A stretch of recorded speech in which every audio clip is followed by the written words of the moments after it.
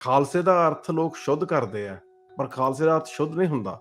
ਹੂੰ, ਖਾਲਸੇ ਦਾ ਅਰਥ ਹੁੰਦਾ ਹੈ ਉਹ ਲੋਕਲ ਰੂਲਰ ਜਿਹੜਾ ਸਥਾਨਕ ਰਾਜਿਆਂ ਨੂੰ ਟੈਕਸ ਨਹੀਂ ਦਿੰਦਾ, ਜਿਹੜਾ ਸਿੱਧਾ ਬਾਦਸ਼ਾਹ ਨੂੰ ਟੈਕਸ ਦਿੰਦਾ, ਜਿਹਦੇ ਹੂੰ, ਸਥਾਨਕ ਰਾਜਿਆਂ ਦੀ ਕੋਈ ਅਧੀਨਗੀ ਨਹੀਂ। ਸੋ ਜਿਹੜਾ ਬਾਦਸ਼ਾਹ ਸਿੱਖੀ 'ਚ ਉਹ ਹੈਗਾ ਅਕਾਲ ਪੁਰਖ। ਗੁਰੂ ਨਾਨਕ ਸਾਹਿਬ ਨੇ ਜਦੋਂ ਸਿੱਖੀ ਦਾ ਪ੍ਰਕਾਸ਼ ਕੀਤਾ, ਉਦੋਂ ਬੁਨਿਆਦੀ ਪੱਧਰ ਤੇ ਕੁਝ ਤਬਦੀਲੀਆਂ ਆਈਆਂ।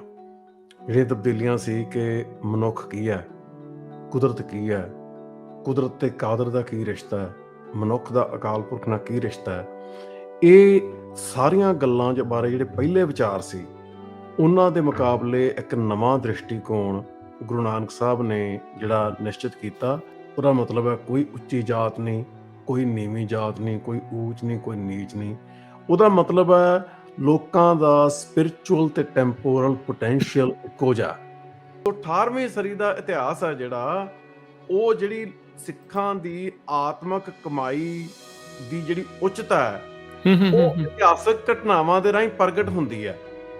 ਮਾਵਾਂ ਬੈਠੀਆਂ ਨਿੱਕੇ ਨਿੱਕੇ ਬਾਲਾਂ ਦੇ ਟੁਕੜੇ ਕਰਕੇ ਉਹਨਾਂ ਦੀਆਂ ਝੋਲੀਆਂ 'ਚ ਪਾਏ ਜਾ ਰਹੇ ਆ। ਮਾਵਾਂ ਬੱਚਿਆਂ ਦੀ ਬੱਚਿਆਂ ਨੂੰ ਕੋਹ ਕੇ ਮਾਰਨਾ ਵੀ ਵੇਖ ਲੈਂਦੀਆਂ, ਆਪ ਵੀ ਸ਼ਹੀਦੀ ਪਾ ਲੈਂਦੀਆਂ, ਪਰ ਸਿੱਖੀ ਨਹੀਂ ਛੱਡਦੀਆਂ। ਹੁਣ ਜਿਹੜੇ ਇਤਿਹਾਸਕਾਰ ਸਿੱਖੀ ਦਾ ਇਤਿਹਾਸ ਲਿਖਦੇ ਆ, ਉਹ ਕੀ ਕਰਦੇ ਆ? ਕੁਝ ਸਰੋਤ ਅੱਖੋਂ ਪਰੋਖੇ ਕਰ ਦਿੰਦੇ ਆ, ਕੁਝ ਹੋਰ ਸਰੋਤ ਜਿਹੜੇ ਆ ਨਗੂਣੇ ਹੁੰਦੇ ਆ, ਉਹਨਾਂ ਨੂੰ ਹਾਈਲਾਈਟ ਕਰ ਦਿੰਦੇ ਆ। ਉਹਨਾਂ ਦੀ ਵਿੱਚ ਇੰਟਰਪ੍ਰੀਟੇਸ਼ਨ ਦਾ ਮਸਲਾ ਆ ਜਾਂਦਾ। ਸੋ ਆਪਣੇ ਪ੍ਰੋਪੇਗੈਂਡਾ ਦੇ ਹਿਸਾਬ ਨਾਲ ਗਾਂ ਤੋੜ ਦਿੰਦੇ ਗੱਲ ਨੂੰ। ਇਸ ਕੋਰਸ ਦੇ ਵਿੱਚ ਆਪਾਂ ਓਰੀਜਨਲ ਸੋਰਸਸ ਡਿਸਕਸ ਕਰਨੇ ਆ ਸਟੂਡੈਂਟਸ ਨਾਲ। ਇਹ ਕੋਰਸ ਆਨਲਾਈਨ ਹੁੰਦੇ ਆ ਜੀ। ਠੀਕ ਹੈ। ਸਾਡੀ ਵੈਬਸਾਈਟ ਦਾ ਨਾਮ ਹੈਗਾ vancouverinstitute.net। 13 ਹਫ਼ਤੇ ਦਾ ਇੱਕ ਕੋਰਸ ਹੈ ਜੀ। ਠੀਕ ਹੈ। ਹਰ ਹਫ਼ਤੇ ਇੱਕ ਕਲਾਸ ਹੋਣੀ ਹੈ ਤੇ 3 ਘੰਟੇ ਦੀ ਇੱਕ ਕਲਾਸ ਹੋਣੀ ਹੈ। ਸਿੱਖ ਹਿਸਟਰੀ ਤੇ ਲਿਖਿਆ ਬਹੁਤ ਗਿਆ। ਜਿਹੜੀ ਮਤਲਬ ਜਿਹੜੇ ਵੈਸਟਰਨ ਐਕੈਡੈਮਿਕਸ ਹੈ, ਸਾਰਾ ਮੈਕਲਾਉਡ ਦਾ ਗਰੁੱਪ, ਉਹ ਸਾਰੇ ਬੁਨਿਆਦੀ ਤੌਰ ਤੇ ਹੈਗੇ ਹਿਸਟੋਰੀਅਨ ਹੈ।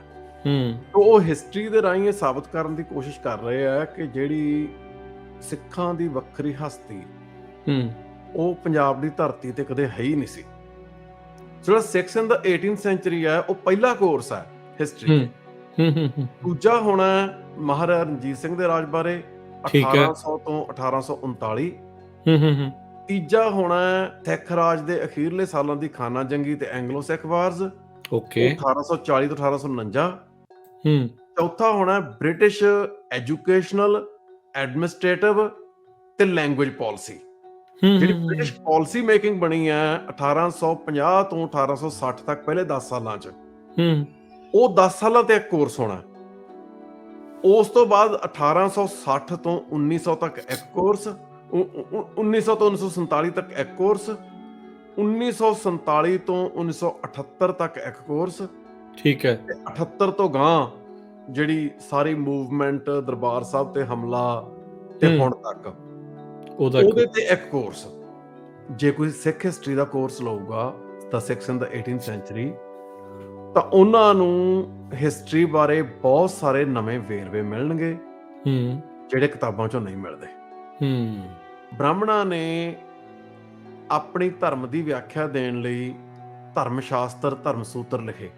ਜਿਹੜਾ ਮਾਨਵ ਧਰਮ ਸ਼ਾਸਤਰ ਨਾਂ ਦਾ ਗ੍ਰੰਥ ਹੈ, ਉਹਨੂੰ ਆਪਾਂ ਮਨੂ ਸਮ੍ਰਿਤੀ ਦੇ ਤੌਰ ਤੇ ਜਾਣਦੇ ਆ। ਉਹਦਾ ਅਸਲ ਨਾਮ ਮਾਨਵ ਧਰਮ ਸ਼ਾਸਤਰ ਹੈ। ਹੁਣ ਉਹ ਧਰਮ ਗ੍ਰੰਥਾਂ ਦੇ ਵਿੱਚ ਉਹ ਕਹਿ ਰਹੇ ਆ ਵੀ ਰਿਗਵੇਦ 'ਚ ਲਿਖਿਆ, ਬ੍ਰਹਮਾ ਦੇ ਸਿਰ 'ਚੋਂ ਬ੍ਰਾਹਮਣ, ਛਾਤੀ 'ਚੋਂ ਖੱਤਰੀ, ਜੰਘਾਂ 'ਚੋਂ ਵੈਸ਼ ਤੇ ਪੈਰਾਂ ਦੇ ਵਿੱਚੋਂ ਸ਼ੂਦਰ ਪੈਦਾ ਹੋਏ। ਤੇ ਇਸ ਕਰਕੇ ਸਾਰਿਆਂ ਦੀਆਂ ਡਿਊਟੀਆਂ ਹੈ।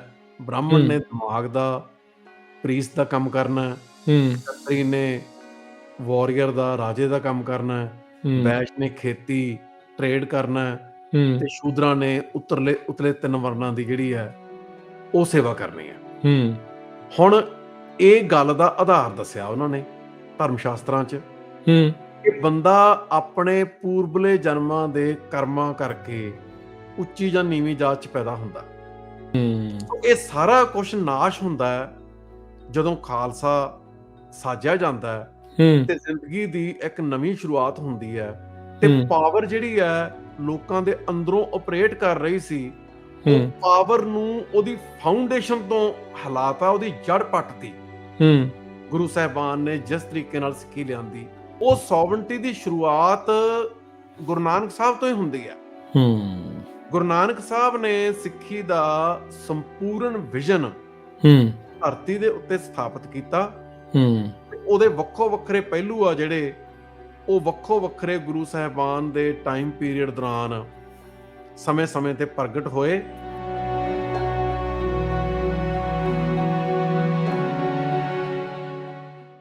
ਪੰਜਾਬੀ ਰੇਡੀਓ USA ਸੁਣ ਦੇਖ ਰਹੇ ਸਾਰੇ ਹੀ ਸਰੋਤਿਆਂ ਤੇ ਦਰਸ਼ਕਾਂ ਨੂੰ ਜੀ ਆਇਆਂ ਨੂੰ ਪਿਆਰ ਭਰੀ ਸਤਿ ਸ੍ਰੀ ਅਕਾਲ। ਵਾਹਿਗੁਰੂ ਜੀ ਕਾ ਖਾਲਸਾ, ਵਾਹਿਗੁਰੂ ਜੀ ਕੀ ਫਤਿਹ। ਅੱਜ ਦੇ ਸਾਂਝੀ ਸੱਥ ਦੇ ਇਸ ਵਿਸ਼ੇਸ਼ ਪ੍ਰੋਗਰਾਮ ਦੇ ਵਿੱਚ ਗੱਲਬਾਤ ਕਰਨ ਜਾ ਰਹੇ ਹਾਂ, ਜੋ ਕਿ ਡਾਕਟਰ ਪ੍ਰਭ ਸ਼ਰਨਦੀਪ ਸਿੰਘ, ਜਿਨ੍ਹਾਂ ਨੇ ਕੁਝ ਸਮਾਂ ਪਹਿਲਾਂ ਯੂਨੀਵਰਸਿਟੀ ਆਫ ਆਕਸਫੋਰਡ ਤੋਂ ਆਪਣੀ PhD ਜਿਹੜੀ ਉਹ ਕੀਤੀ ਆ। ਨਾਲ ਦੇ ਨਾਲ ਇਹ ਐਜੂਕੇਟਰ ਨੇ, ਹਿਸਟਰੀ ਦੇ ਵੀ ਇਹ ਵਿਦਿਆਰਥੀ ਨੇ, ਸਿੱਖ ਫਲਸਫਿਆਂ ਨੂੰ ਜਿਹੜਾ ਉਹ ਐਕਸਪਲੇਨ ਕਰਦੇ ਨੇ, ਦੱਸਦੇ ਨੇ। ਇਸੇ ਦੇ ਤਹਿਤ ਇਹਨਾਂ ਦੇ ਦੁਆਰਾ ਕੁਝ ਜਿਹੜੇ ਕੋਰਸਿਸ ਆ ਉਹ ਕਰਵਾਏ ਜਾ ਰਹੇ ਆ। ਸਿੱਖ ਇਤਿਹਾਸ ਦੇ ਨਾਲ, ਸਿੱਖ ਲਿਟਰੇਚਰ ਦੇ ਨਾਲ, ਸਿੱਖ ਜਿਹੜੇ ਫਲਸਫਿਆਂ ਦੇ ਨਾਲ ਸੰਬੰਧਿਤ ਚੀਜ਼ਾਂ ਨੂੰ ਉਹ ਵਿਦਿਆਰਥੀਆਂ ਤੱਕ ਲੈ ਕੇ ਜਾ ਰਹੇ ਆ, ਤਾਂ ਜੋ ਉਹਨਾਂ ਨੂੰ ਸਮਝ ਆ ਸਕੇ, ਉਹਨਾਂ ਨੂੰ ਆਪਾਂ ਉਸ ਬਾਰੇ ਸਮਝਾ ਸਕੀਏ, ਸਿੱਖ ਫਲਸਫੇ ਦੇ ਨਾਲ ਜਿਹੜਾ ਉਹ ਜੋੜ ਸਕੀਏ। ਆਓ ਸਭ ਤੋਂ ਪਹਿਲਾਂ ਉਹਨਾਂ ਨੂੰ ਜੀ ਆਇਆਂ ਨੂੰ ਆਖਦੇ ਹਾਂ, ਤੇ ਫਿਰ ਆਪਾਂ ਗੱਲਬਾਤ ਕਰਦੇ ਹਾਂ ਜਿਹੜੇ ਇਹਨਾਂ ਦੇ ਦੁਆਰਾ ਜਿਹੜੇ ਕੋਰਸਿਸ ਆਫਰ ਕੀਤੇ ਜਾ ਰਹੇ ਆ ਉਸ ਦੇ ਬਾਰੇ। ਪ੍ਰਭ ਸ਼ਰਨਦੀਪ ਸਿੰਘ ਜੀ ਆਇਆਂ ਨੂੰ ਸਵਾਗਤ ਹੈ। ਵਾਹਿਗੁਰੂ ਜੀ ਕਾ ਖਾਲਸਾ, ਵਾਹਿਗੁਰੂ ਜੀ ਕੀ ਫਤਿਹ। ਬਹੁਤ ਮਿਹਰਬਾਨੀ ਰਾਜ ਕਰਨਵੀਰ ਸਿੰਘ ਜੀ, ਤੁਹਾਡੀ ਤੇ ਅਦਾਰਾ ਪੰਜਾਬੀ ਰੇਡੀਓ USA ਦੀ ਬਹੁਤ ਮਿਹਰਬਾਨੀ। ਤੁਸੀਂ ਮੈਨੂੰ ਮੌਕਾ ਦਿੱਤਾ ਇਹਨਾਂ ਕੋਰਸਾਂ ਬਾਰੇ ਜਾਣਕਾਰੀ ਸਾਂਝੀ ਕਰਨ ਦਾ। ਸੋ ਗੱਲਬਾਤ ਦੀ ਸ਼ੁਰੂਆਤ ਆਪਾਂ ਪ੍ਰਭ ਸ਼ਰਨਦੀਪ ਸਿੰਘ ਜੀ ਇਸੇ ਤੋਂ ਹੀ ਕਰਦੇ ਹਾਂ, ਕੋਰਸਿਸ ਵੱਲ ਨੂੰ ਵੀ ਆਉਂਦੇ ਹਾਂ। ਲੰਮੇ ਅਰਸੇ ਤੋਂ ਤੁਸੀਂ ਹਿਸਟਰੀ ਦੇ ਵਿਦਿਆਰਥੀ ਆ, ਸਿੱਖ ਫਲਸਫੇ ਦੇ ਨਾਲ ਇਸ ਦੇ ਬਾਰੇ ਜੁੜੇ ਆ, ਜੇ ਥੋੜਾ ਜਿਹਾ ਆਪਣੇ ਉਸ ਸਫ਼ਰ ਦੇ ਬਾਰੇ ਝਾਤ ਪਾਇਓ। ਹਾਂਜੀ, ਜਿਹੜੀ ਦੇਖੋ, ਜਿਹੜਾ ਸਿੱਖਾਂ ਦਾ ਇਤਿਹਾਸ ਹੈ ਉਹ ਬੜਾ ਵਿਲੱਖਣ ਰਿਹਾ। ਗੁਰੂ ਨਾਨਕ ਸਾਹਿਬ ਨੇ ਜਦੋਂ ਸਿੱਖੀ ਦਾ ਪ੍ਰਕਾਸ਼ ਕੀਤਾ, ਉਦੋਂ ਬੁਨਿਆਦੀ ਪੱਧਰ ਤੇ ਕੁਝ ਤਬਦੀਲੀਆਂ ਆਈਆਂ। ਜਿਹੜੀਆਂ ਤਬਦੀਲੀਆਂ ਸੀ ਕਿ ਮਨੁੱਖ ਕੀ ਹੈ, ਕੁਦਰਤ ਕੀ ਹੈ, ਕੁਦਰਤ ਤੇ ਕਾਦਰ ਦਾ ਕੀ ਰਿਸ਼ਤਾ ਹੈ, ਮਨੁੱਖ ਦਾ ਅਕਾਲ ਪੁਰਖ ਨਾਲ ਕੀ ਰਿਸ਼ਤਾ ਹੈ।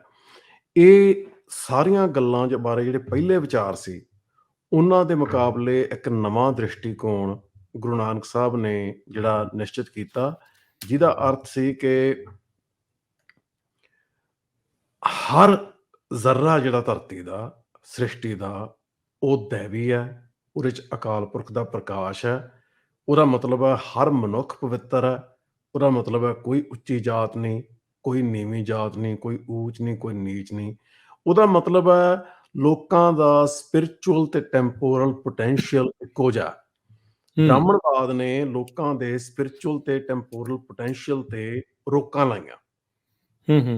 ਆਹ ਬੰਦਾ ਚਮੜੇ ਦਾ ਕੰਮ ਕਰੂਗਾ, ਆਹ ਬੰਦਾ ਸਫਾਈ ਦਾ ਕੰਮ ਕਰੂਗਾ, ਇਹ ਪ੍ਰਬੰਧ ਚਲਾਊਗਾ, ਬ੍ਰਾਹਮਣ ਇੰਟੈਲੈਕਚੁਅਲ ਹੋਊਗਾ, ਵੈਸ਼ ਟ੍ਰੇਡ ਕਰਨਗੇ।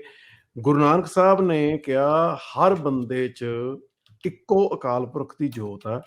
ਹਰ ਬੰਦੇ ਨੂੰ ਐਜੂਕੇਸ਼ਨ ਰਾਹੀਂ, ਹੋਰ ਤਰੀਕਿਆਂ ਰਾਹੀਂ ਜਿਹੜੀਆਂ ਅਪਰਚੂਨਿਟੀਜ਼ ਹੈ, ਉਹ ਬਰਾਬਰ ਐਕਸਪਲੋਰ ਕਰਨ ਦਾ ਹੱਕ ਹੈ। ਤੇ ਹਰ ਬੰਦਾ, ਹਰ ਇਸਤਰੀ ਮਰਦ, ਹਰ ਇਨਸਾਨ ਬ੍ਰਹਮ ਗਿਆਨੀ ਬਣ ਸਕਦਾ, ਅਕਾਲ ਪੁਰਖ 'ਚ ਅਭੇਦ ਹੋ ਸਕਦਾ।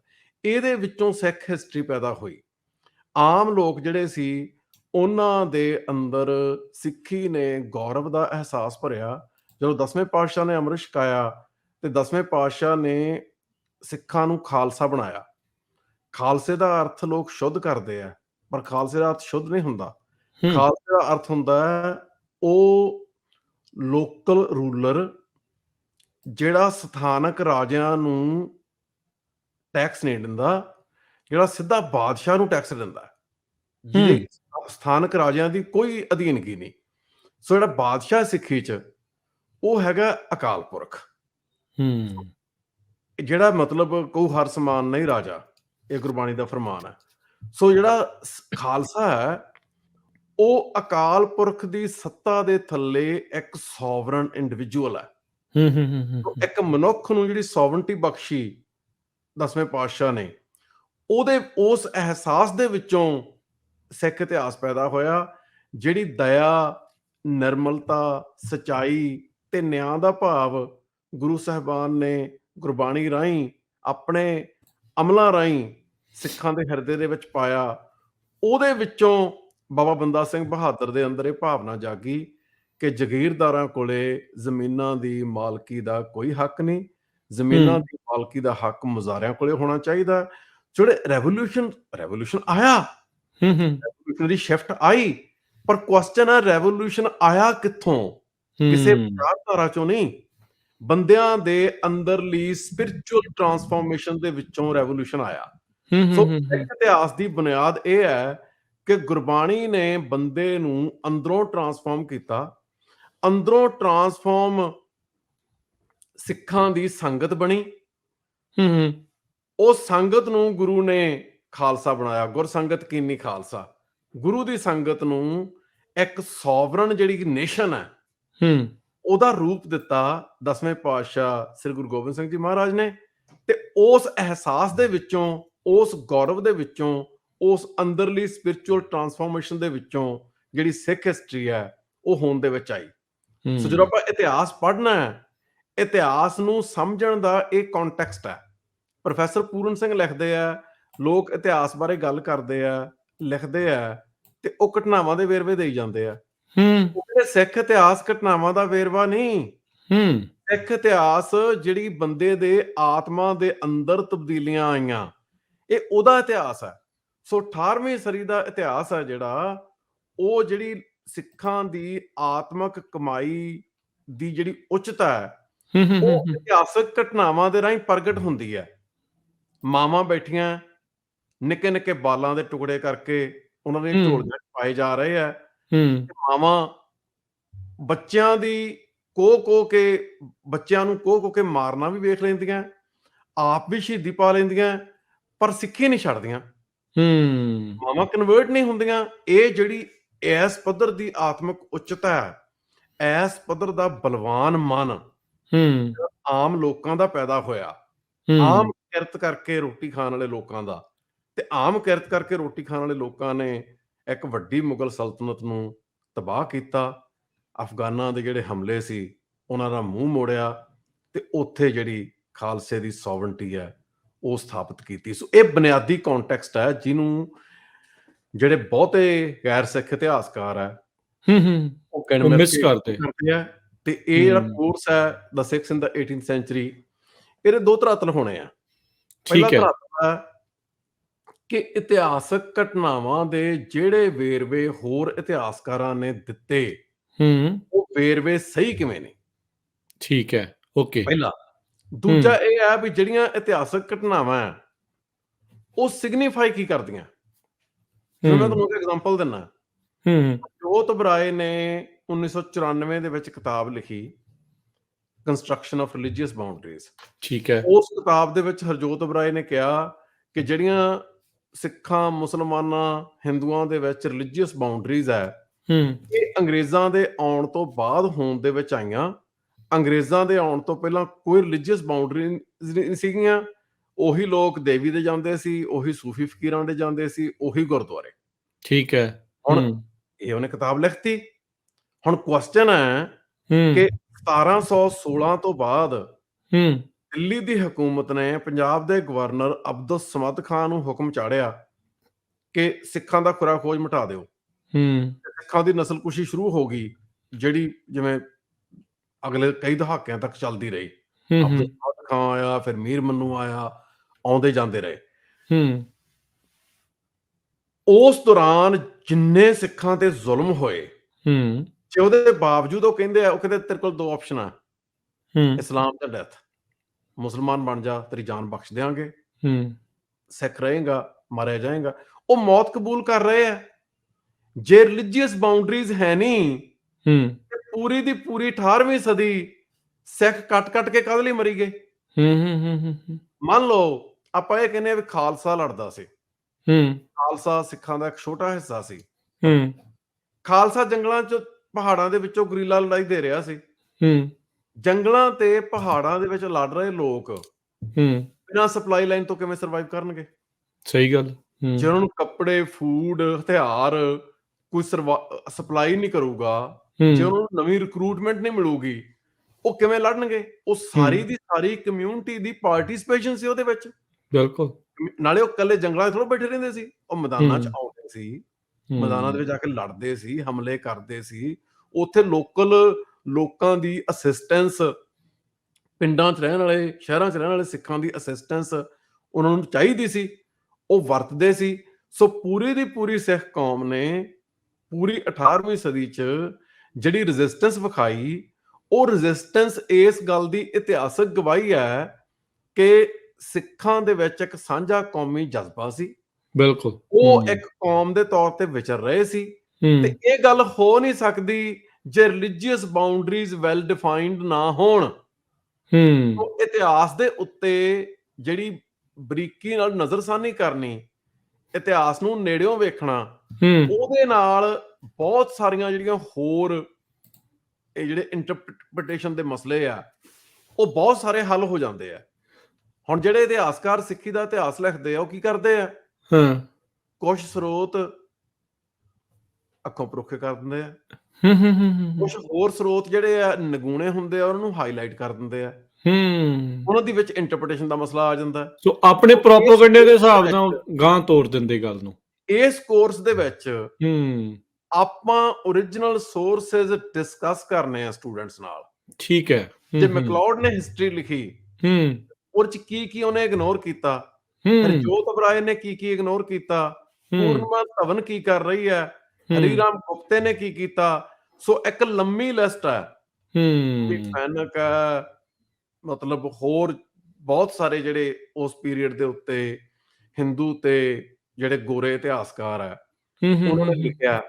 ਉਹਦੇ ਬਾਰੇ ਮਤਲਬ ਸਿੱਖ ਇਤਿਹਾਸਕਾਰਾਂ ਦੀ ਖੋਜ ਵੀ ਬੜੀ ਕਮਾਲ ਹੈ, ਪਰ ਆਪਾਂ ਸਿੱਖ ਇਤਿਹਾਸਕਾਰਾਂ ਦੀ ਖੋਜ ਨੂੰ ਵੀ ਜਿਵੇਂ ਆਲੋਚਨਾਤਮਕ ਵਿਸ਼ਲੇਸ਼ਣ ਦੇ ਵਿੱਚ ਲਿਆ ਕੇ ਉਹਨੂੰ ਮਤਲਬ ਨਵੇਂ ਸਿਰਿਓਂ ਉਹਨੂੰ ਸਮਝਣ ਦੀ ਕੋਸ਼ਿਸ਼ ਕਰ ਰਹੇ ਹਾਂ। ਸੋ ਬੜੀਆਂ ਇੰਪੋਰਟੈਂਟ ਪ੍ਰੋਫੈਸਰ ਸਿੰਘ ਜੀ, ਤੁਸੀਂ ਇਹ ਜਿਹੜੀਆਂ ਗੱਲਾਂ ਆ ਇਹ ਦੱਸ ਰਹੇ ਆ। ਇਸ ਕੋਰਸ ਦੀ ਡੂੰਘਾਈ ਦੇ ਵਿੱਚ ਆਪਾਂ ਹੋਰ ਗੱਲ ਕਰਦੇ, ਪਰ ਉਸ ਤੋਂ ਪਹਿਲਾਂ ਥੋੜਾ ਜਿਹਾ ਦੱਸ ਦਿਓ ਕਿਸ ਦਿਨ ਤੋਂ ਇਹ ਕੋਰਸ ਸ਼ੁਰੂ ਹੋਣਾ ਆ, ਕਿੱਥੇ ਇਹ ਕੋਰਸ ਲਿਆ ਜਾ ਸਕਦਾ ਆ, ਥੋੜੀ ਜਿਹੀ ਜਾਣਕਾਰੀ ਸਾਡੇ ਸਰੋਤਿਆਂ ਦਰਸ਼ਕਾਂ ਦੇ ਨਾਲ ਸਾਂਝ ਪਾ ਦਿਓ। ਇਹ ਕੋਰਸ ਆਨਲਾਈਨ ਹੁੰਦੇ ਆ ਜੀ। ਠੀਕ ਹੈ। ਸਾਡੀ ਵੈਬਸਾਈਟ ਦਾ ਨਾਮ ਹੈਗਾ vancouverinstitute.net, ਤੇ ਮਤਲਬ ਜੇ ਮੇਰੇ ਨਾਂ ਤੇ ਤੁਸੀਂ ਸਰਚ ਕਰਦੇ ਆ, ਮੇਰਾ social media Facebook, Instagram, Twitter, ਉਹਦੇ ਤੇ ਵੀ ਮਤਲਬ ਇਹ ਸਾਰੇ ਕੋਰਸਾਂ ਦੇ ਤੇ ਸੰਸਥਾ ਦੇ ਲਿੰਕ ਹੈਗੇ ਆ। ਪਰ ਜੇ ਸੰਸਥਾ ਤੇ ਸਿੱਧਾ ਜਾਣਾ, vancouverinstitute.net, ਜਿਹੜਾ the 6th in the 18th century course ਹੈ, ਇਹ ਸੈਟਰਡੇ 4th ਮਈ ਤੋਂ ਸ਼ੁਰੂ ਹੋਣਾ। ਠੀਕ ਹੈ। ਤੇ ਇਹ ਹੋਇਆ ਕਰੂਗਾ ਬਾਅਦ ਦੁਪਹਿਰ 1 ਵਜੇ ਤੋਂ 1 PM to 4 PM Pacific time. ਠੀਕ ਹੈ। ਇਹ ਕੋਰਸ ਜਿਹੜਾ ਹੈ ਇਹ ਸਾਰਾ ਇੰਗਲਿਸ਼ ਲੈਂਗੁਏਜ ਚ ਹੋਣਾ। ਓਕੇ, ਇਨ ਇੰਗਲਿਸ਼ ਹੈ। ਠੀਕ ਹੈ। ਸਾਰੇ ਲੈਕਚਰ ਇੰਗਲਿਸ਼ ਲੈਂਗੁਏਜ ਚ ਹੋਣੇ ਆ। ਡਿਸਕਸ਼ਨ ਦੇ ਵਿੱਚ ਅਸੀਂ ਕੁਐਸਚਨ ਜਿਹੜੇ ਆ ਉਹ ਪੰਜਾਬੀ ਚ ਵੀ ਅਲਾਉ ਕਰਦੇ ਆ, ਪਰ ਮੁੱਖ ਤੌਰ ਤੇ ਜਿਹੜਾ ਇਹ ਕੋਰਸ ਹੈ ਸਾਰਾ ਇੰਗਲਿਸ਼ ਚ ਆ। ਇਹਦਾ ਕੋਈ ਪ੍ਰਾਈਸ ਵਗੈਰਾ ਜਾਂ ਕਿੱਦਾਂ ਰਜਿਸਟਰ, ਫਿਰ ਉਹ ਵੈਬਸਾਈਟ ਦੇ ਉੱਤੇ ਜਾ ਕੇ ਹੀ ਆ? ਇਹਦੀ ਜਦੋਂ ਤੁਸੀਂ ਕੋਰਸ ਤੇ ਕਲਿੱਕ ਕਰੋਗੇ, ਜਿਹੜੀ ਫੀਸ ਹੈ ਉਹ ਫੀਸ ਵਾਲੇ ਲਿੰਕ ਤੇ ਕੋਰਸ ਲੈ ਜਾਂਦਾ। ਠੀਕ ਹੈ ਜੀ। ਓਕੇ। ਦੂਜਾ ਕੋਰਸ ਹੈਗਾ ਸਹਿਜੇ ਰਚੋ ਖਾਲਸਾ, ਪ੍ਰੋਫੈਸਰ ਹਰਿੰਦਰ ਸਿੰਘ ਮਹਿਬੂਬ ਦੀ ਜਿਹੜੀ ਫਲਸਫਾਨਾ ਕਿਤਾਬ, ਉਹ ਕੋਰਸ ਸ਼ੁਰੂ ਹੋ ਰਿਹਾ 29 ਅਪ੍ਰੈਲ ਤੋਂ। ਠੀਕ ਹੈ। ਸੋਮਵਾਰ ਸ਼ਾਮ 5 ਵਜੇ ਤੋਂ ਸ਼ਾਮ 8 ਵਜੇ, 5 PM to 8 PM Pacific time. ਠੀਕ ਹੈ। ਇਹ ਕੋਰਸ ਜਿਹੜਾ ਹੈ ਇਹ ਪੰਜਾਬੀ ਚ ਹੋਣਾ। ਇਹ ਪੰਜਾਬੀ ਚ ਹੋਣਾ। ਇਹ ਪੰਜਾਬੀ ਚ ਹੋਣਾ। ਇਹ ਕਿੰਨੇ ਚਿਰ ਦਾ ਕੋਰਸ ਆ ਪ੍ਰੋਫੈਸਰ ਸਿੰਘ ਜੀ? ਇਹ 13 ਹਫ਼ਤੇ ਦਾ ਇੱਕ ਕੋਰਸ ਹੈ ਜੀ। ਠੀਕ ਹੈ। ਹਰ ਹਫ਼ਤੇ ਇੱਕ ਕਲਾਸ ਹੋਣੀ ਹੈ ਤੇ 3 ਘੰਟੇ ਦੀ ਇੱਕ ਕਲਾਸ ਹੋਣੀ ਹੈ। ਠੀਕ ਹੈ ਜੀ। ਪਰ ਅਸੀਂ ਜਿਵੇਂ ਜਿਹੜੇ ਵਿਦਿਆਰਥੀ ਹੈ ਜੋ ਕੁਐਸਚਨ ਜਾਂ ਕਮੈਂਟ ਕਰਦੇ ਆ ਤੇ ਡਿਸਕਸ਼ਨ ਤੇ ਲਿਮਿਟ ਨਹੀਂ ਲਾਉਂਦੇ।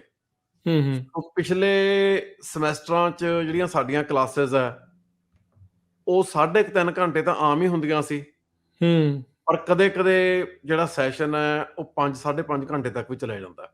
ਠੀਕ ਹੈ, ਅਸੀਂ ਜਿਹੜਾ ਮਤਲਬ ਜਿਹੜੀ ਪ੍ਰੈਜੈਂਟੇਸ਼ਨ ਤੋਂ ਬਾਅਦ ਜਿੰਨੀ ਵੀ ਡਿਸਕਸ਼ਨ ਹੁੰਦੀ ਹੈ ਉਹ ਡਿਸਕਸ਼ਨ ਨੂੰ ਐਨਕਰੇਜ ਕਰਨਾ ਮਤਲਬ ਜ਼ਰੂਰੀ ਸਮਝਦੇ ਆ। ਬਿਲਕੁਲ ਜੀ।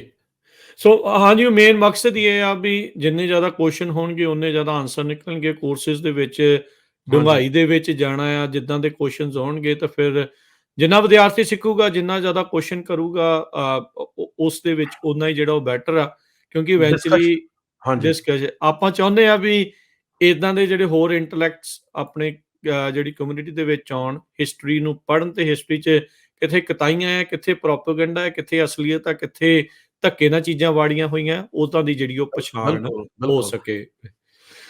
ਤੇ ਪ੍ਰਭਸ਼ਨਦੀਪ ਸਿੰਘ ਜੀ, 18ਵੀਂ ਸਦੀ ਦੇ ਜਿਹੜੇ ਸਿੱਖਾਂ ਨੂੰ ਲੈ ਕੇ ਆਪਾਂ ਚਰਚਾ ਬਹੁਤ ਸੁਣਦੇ ਹਾਂ, ਉਹਨਾਂ ਦੇ ਸਿਧਾਂਤਾਂ ਦੀ, ਉਹਨਾਂ ਦੇ ਫਲਸਫੇ ਦੀ, ਉਹ ਸਾਰੀਆਂ ਚੀਜ਼ਾਂ ਨੂੰ ਜਿਹੜਾ ਉਹ ਲੈ ਕੇ ਤੁਹਾਡੇ ਕੋਰਸ, ਇਹ ਵਾਲਾ ਕੋਰਸ ਜਿਹੜਾ ਕਰਨ ਦਾ, ਕਿਉਂਕਿ ਤੁਸੀਂ ਸਟੱਡੀ ਤਾਂ ਬਹੁਤ ਸਾਰੀਆਂ ਚੀਜ਼ਾਂ ਕੀਤੀਆਂ, ਕਈ ਤਰੀਕੇ ਦੇ ਕੋਰਸ ਕੀਤੇ ਜਾ ਸਕਦੇ ਆ, ਤੁਸੀਂ ਇਹੀ ਵਾਲਾ ਕਿਉਂ ਚੁਣਿਆ? ਕੀ ਇਨਸਪੀਰੇਸ਼ਨ ਸੀ ਤੁਹਾਡੀ ਇਹ ਕੋਰਸ ਕ੍ਰੀਏਟ ਕਰਨ ਦੀ? ਜਿਹੜਾ ਸਿੱਖ ਹਿਸਟਰੀ ਵਾਲਾ ਕੋਰਸ ਹੈ ਉਹ ਦੇਖੋ, ਜਿਹੜੀ ਸਿੱਖ ਹਿਸਟਰੀ ਤੇ ਲਿਖਿਆ ਬਹੁਤ ਗਿਆ, ਜਿਹੜੀ ਮਤਲਬ ਜਿਹੜੇ ਵੈਸਟਰਨ ਐਕੈਡੈਮਿਕਸ ਹੈ, ਸਾਰਾ ਮੈਕਲਾਉਡ ਦਾ ਗਰੁੱਪ, ਉਹ ਸਾਰੇ ਬੁਨਿਆਦੀ ਤੌਰ ਤੇ ਹੈਗੇ ਹਿਸਟੋਰੀਅਨ ਹੈ। ਉਹ ਹਿਸਟਰੀ ਦੇ ਰਾਹੀਂ ਇਹ ਸਾਬਤ ਕਰਨ ਦੀ ਕੋਸ਼ਿਸ਼ ਕਰ ਰਹੇ ਆ ਕਿ ਜਿਹੜੀ ਸਿੱਖਾਂ ਦੀ ਵੱਖਰੀ ਹਸਤੀ ਉਹ ਪੰਜਾਬ ਦੀ ਧਰਤੀ ਤੇ ਕਦੇ ਹੈ ਹੀ ਨਹੀਂ ਸੀ। ਠੀਕ ਹੈ। ਵੱਖੋ ਵੱਖਰੇ ਤਰੀਕਿਆਂ ਨਾਲ, ਜਿਵੇਂ ਪੂਰਨਮਾ ਧਵਨ ਨੇ ਇਸ ਖੇਤਰ 'ਚ ਕੰਮ ਕੀਤਾ, ਖਾਲਸੇ ਨੂੰ ਮੁੱਖ ਤੌਰ ਤੇ ਨਿਸ਼ਾਨਾ ਬਣਾਇਆ।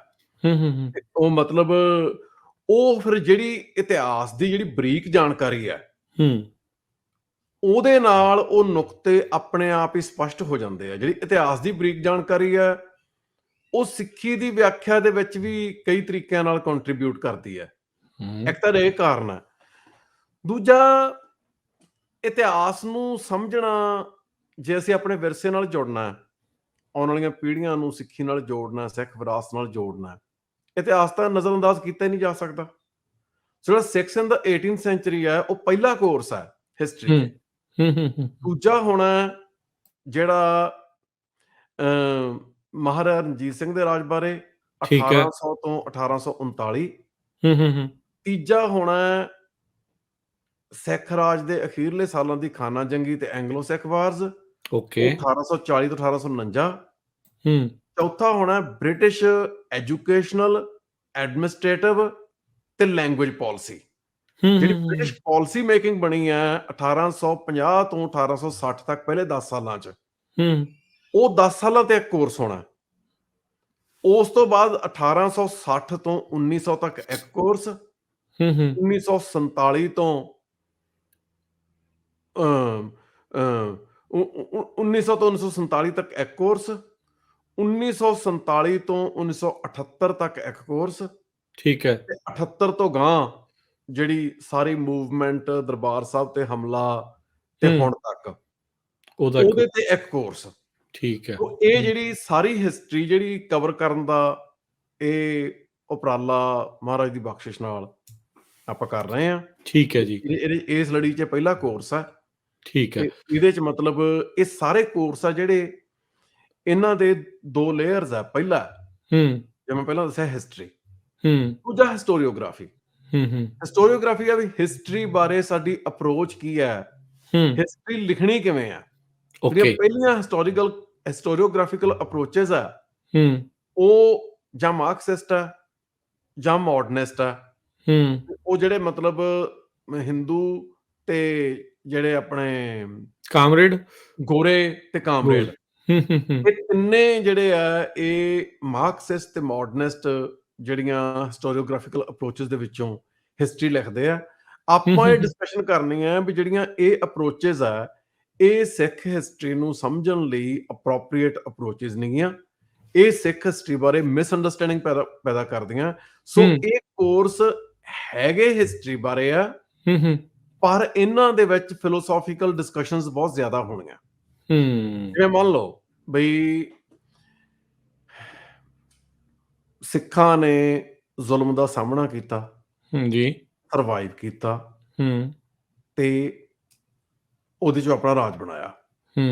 ਹੁਣ ਇਹਨੂੰ ਇੱਕ ਸ਼ਬਦ 'ਚ ਕਹਿਣਾ ਹੋਵੇ, ਇਹ ਸਿੱਖਾਂ ਦੀ ਰੈਜ਼ੀਲੀਅੰਸ ਹੈ। ਹੁਣ ਅੰਨੇ ਜ਼ੁਲਮ ਦੇ ਸਾਹਮਣੇ ਉਸ ਦੌਰ 'ਚ ਜਦੋਂ ਸਿਵਲ ਰਾਈਟਸ ਜਾਂ ਹਿਊਮਨ ਰਾਈਟਸ ਦਾ ਕੋਈ ਕਨਸੈਪਟ ਨਹੀਂ ਸੀ ਹੁੰਦਾ, ਜ਼ੁਲਮ ਦੀ ਕੋਈ ਹੱਦ ਨਹੀਂ ਸੀ ਹੁੰਦੀ, ਰਾਜਿਆਂ ਦੇ, ਨਵਾਬਾਂ ਦੇ, ਗਵਰਨਰਾਂ ਦੇ, ਜਿਹੜੇ ਸੂਬੇਦਾਰਾਂ ਦੇ ਹੁਕਮ ਆ ਉਹ ਅੰਤਮ ਫਰਮਾਨ ਹੁੰਦੇ ਸੀ। ਜਿਹਨੂੰ ਮਰਜ਼ੀ ਖੱਲ ਲਾ ਦਿਓ ਪੁੱਠੀ, ਜਿਹਦੀ ਮਰਜ਼ੀ ਖੋਪੜੀ ਲਾ ਦਿਓ, ਜਿਹਨੂੰ ਚਰਖੜੀਆਂ ਤੇ ਚਾੜ ਦਿਓ, ਬੱਚਿਆਂ ਨੂੰ ਹਵਾ 'ਚ ਡਾਲ ਕੇ ਉਹਦੇ ਮਤਲਬ ਬਰਛਿਆਂ ਤੇ ਉਹਨੂੰ ਬੋਚ ਲਓ, ਨਿੱਕੇ ਨਿੱਕੇ ਬਾਲਾਂ ਦੇ ਨਿੱਕੇ ਨਿੱਕੇ ਟੁਕੜੇ ਕਰਕੇ ਹਾਰ ਬਣਾ ਕੇ ਮਾਵਾਂ ਦੇ ਗਲਾਂ 'ਚ ਪਾ ਦਿਓ, ਬੰਦ ਕੱਟ ਦਿਓ, ਕੋਈ ਲਿਮਿਟ ਹੀ ਨਹੀਂ। ਹੁਣ ਉਸ ਦੌਰ ਦੇ ਵਿੱਚ ਹਿਊਮਨ ਰੈਜ਼ੀਲੀਅੰਸ ਦੀਆਂ ਕਾਫੀ ਸਾਰੀਆਂ ਐਵੀਡੈਂਸਸ ਸਾਹਮਣੇ ਆਈਆਂ। ਹੁਣ ਉੱਥੇ ਕੁਐਸਚਨ ਆ ਜਾਂਦਾ ਹਿਊਮਨ ਮਾਈਂਡ ਬਾਰੇ। ਜਿਹੜੀ ਹਿਊਮਨ ਰੈਜ਼ੀਲੀਅੰਸ ਹੈ ਉਹਦੇ ਸੋਰਸ ਕੀ ਹੁੰਦੇ ਆ? ਸੋਰਸ ਰਿਲੀਜਨ ਹੁੰਦਾ ਹੈ, ਸਪਿਰਿਚੁਅਲਿਟੀ ਹੁੰਦੀ ਹੈ। ਸਿੱਖੀ ਜਿਹੜੀ ਹੈ ਇਹ ਹਿਊਮਨ ਰਿਸੋਰਸ, ਜਿਹੜੀ ਰੈਜ਼ੀਲੀਅੰਸ ਆ ਸਿੱਖਾਂ ਦੀ ਰੈਜ਼ੀਲੀਅੰਸ, ਉਹਦਾ ਸਰੋਤ ਕਿਵੇਂ ਬਣੀ? ਸਿੱਖੀ ਨੇ ਲੋਕਾਂ ਦੇ ਅੰਦਰ ਉਹ ਬਲ ਕਿਵੇਂ ਪੈਦਾ ਕੀਤਾ ਜਿਹੜੇ ਬਲ ਨੂੰ ਦੁਨੀਆ ਦੀ ਕੋਈ ਤਾਕਤ, ਦੁਨੀਆ ਦਾ ਕੋਈ ਜ਼ੁਲਮ ਝੁਕਾ ਨਹੀਂ ਸਕਿਆ। ਇਹ ਇੱਕ ਪੱਖ ਹੈ। ਦੂਜਾ ਪੱਖ ਹੈ ਸਿੱਖਾਂ ਨੂੰ ਝੁਕਾ ਕੋਈ ਨਹੀਂ ਸਕਿਆ, ਪਰ ਬ੍ਰਾਹਮਣਾਂ ਨੇ 18ਵੀਂ ਸਦੀ ਦੇ ਵਿੱਚ ਹੀ ਸਿੱਖੀ ਦੀਆਂ ਇੰਟਰਪ੍ਰੀਟੇਸ਼ਨਸ ਦੇ ਵਿੱਚ ਰਲੇ ਪਾ ਕੇ ਇਹਦੀਆਂ ਬ੍ਰਾਹਮਣਵਾਦੀ ਵਿਆਖਿਆਵਾਂ ਦੀ ਸ਼ੁਰੂਆਤ ਕਰਤੀ। ਸੋ ਸਿੱਖਾਂ ਨੂੰ ਅੰਦਰੋਂ ਢਾਹ ਜਿਹੜੀ ਹੈ ਉਹ ਲਾਉਣ 'ਚ ਕਾਮਯਾਬ ਹੋ ਗਏ, ਜਿਹਦੇ ਹੁਣ ਤੱਕ ਸਾਡੇ ਤੇ ਅਸਰ ਹੈ। ਸੋ ਉਹਦਾ ਕੀ ਮਤਲਬ ਹੈ? ਜਿਹੜਾ ਸਹਿਜੇ ਰਚਿਓ ਖਾਲਸਾ ਬਾਰੇ ਕੋਰਸ ਹੈ ਉਹਦੇ 'ਚ ਮਹਿਬੂਬ ਸਾਹਿਬ ਲਿਖਦੇ ਆ, ਉਹ 3 ਮਨੋਰਥ ਉਹ ਕਿਤਾਬ ਲਿਖਣ ਦੇ ਦੱਸਦੇ ਆ। ਉਹ ਕਹਿੰਦੇ ਸਹਿਜੇ ਰਚਿਓ ਖਾਲਸਾ ਨੂੰ ਲਿਖਣ ਦਾ ਇਹ ਮੰਤਵ ਸੀ ਭਈ ਮੈਂ ਸਿੱਖ ਪੰਥ ਨੂੰ ਉਸਦੀ ਪਹਿਲ ਤਾਜ਼ਗੀ ਦਾ ਕੁਝ ਅਹਿਸਾਸ ਦੇਣਾ ਚਾਹੁੰਦਾ ਸਾਂ। ਮੈਂ ਉਸ ਪਵਿੱਤਰ ਅਤੇ ਬਲਵਾਨ ਜਜ਼ਬੇ ਨੂੰ ਸਿੱਖ ਕੌਮ ਦੇ ਅਨੁਭਵ ਨਾਲ ਜੋੜਨਾ ਚਾਹੁੰਦਾ ਸਾਂ ਜਿਹੜਾ ਸਿੱਖ ਪੰਥ ਵਿੱਚ ਕਲਗੀਧਰ ਦੇ 5 ਸੀਸ ਮੰਗਣ ਸਮੇਂ ਪੈਦਾ ਹੋਇਆ ਅਤੇ ਆਪਣੀ ਸ਼ੁੱਧ ਅਵਸਥਾ ਵਿੱਚ ਸਮੂਹਿਕ ਤੌਰ ਉੱਤੇ ਘੱਟੋ ਘੱਟ ਉਹਨਾਂ ਦੇ ਜੋਤੀ ਜੋਤ ਸਮਾਉਣ ਤੱਕ ਜ਼ਰੂਰ ਰਿਹਾ। ਸੋ ਪਹਿਲ ਤਾਜ਼ਗੀ ਹੈ ਜਿਹੜੀ ਐਕਸਪੀਰੀਅੰਸ ਦੀ, ਸਿੱਖੀ ਨਾਲ ਜੁੜੇ ਐਕਸਪੀਰੀਅੰਸ ਦੀ ਜਿਹੜੀ ਫਰੈਸ਼ਨੈਸ ਹੈ, ਉਹ ਕਹਿੰਦੇ ਮੈਂ ਕਿਤਾਬ ਲਿਖ ਕੇ ਇਹ ਰਿਵਾਈਵ ਕਰਨੀ ਹੈ। ਠੀਕ ਹੈ। ਉਹ ਕਿਤਾਬ ਲਿਖ ਕੇ ਐਕਸਪੀਰੀਅੰਸ ਕਿਵੇਂ ਰਿਵਾਈਵ ਕੀਤਾ ਜਾ ਸਕਦਾ? ਕਿਉਂਕਿ ਮਹਿਬੂਬ ਸਾਹਿਬ ਇੱਕ ਵਿਦਵਾਨ ਦੇ ਤੌਰ ਤੇ ਇਹ ਗੱਲ ਸਮਝਦੇ ਸੀ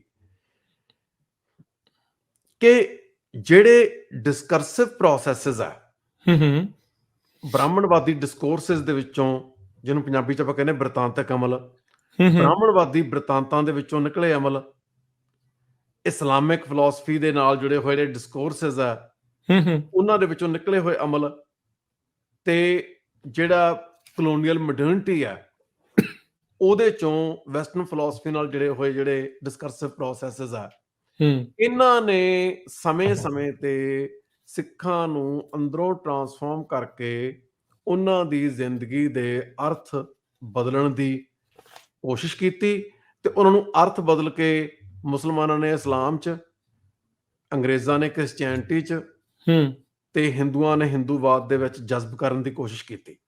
ਠੀਕ ਹੈ। ਹੁਣ ਜਿਹੜੇ ਉਹ ਹਮਲੇ ਹੋਏ, ਉਹਨਾਂ ਹਮਲਿਆਂ ਨੇ ਸਿੱਖਾਂ ਦਾ ਅੰਦਰੋਂ ਕਿਵੇਂ ਨੁਕਸਾਨ ਕੀਤਾ, ਉਹਨਾਂ ਨੂੰ ਕਿਵੇਂ ਕਾਊਂਟਰ ਕਰਨਾ ਹੈ, ਸਿੱਖੀ ਬ੍ਰਾਹਮਣਵਾਦ ਤੋਂ, ਇਸਲਾਮ ਤੋਂ, ਕ੍ਰਿਸਚੀਅਨਿਟੀ ਤੋਂ, ਦੁਨੀਆ ਦੇ ਹਰ ਫਲਸਫੇ ਤੋਂ ਨਿਆਰੀ ਕਿਵੇਂ ਹੈ, ਇਸ ਗੱਲ ਦੀ ਵਿਆਖਿਆ ਕਰਦੀ ਹੈ ਮਹਿਬੂਬ ਸਾਹਿਬ ਦੀ 1200 ਸਫ਼ੇ ਦੀ ਕਿਤਾਬ ਸਹਿਜੇ ਰਚਿਓ ਖਾਲਸਾ।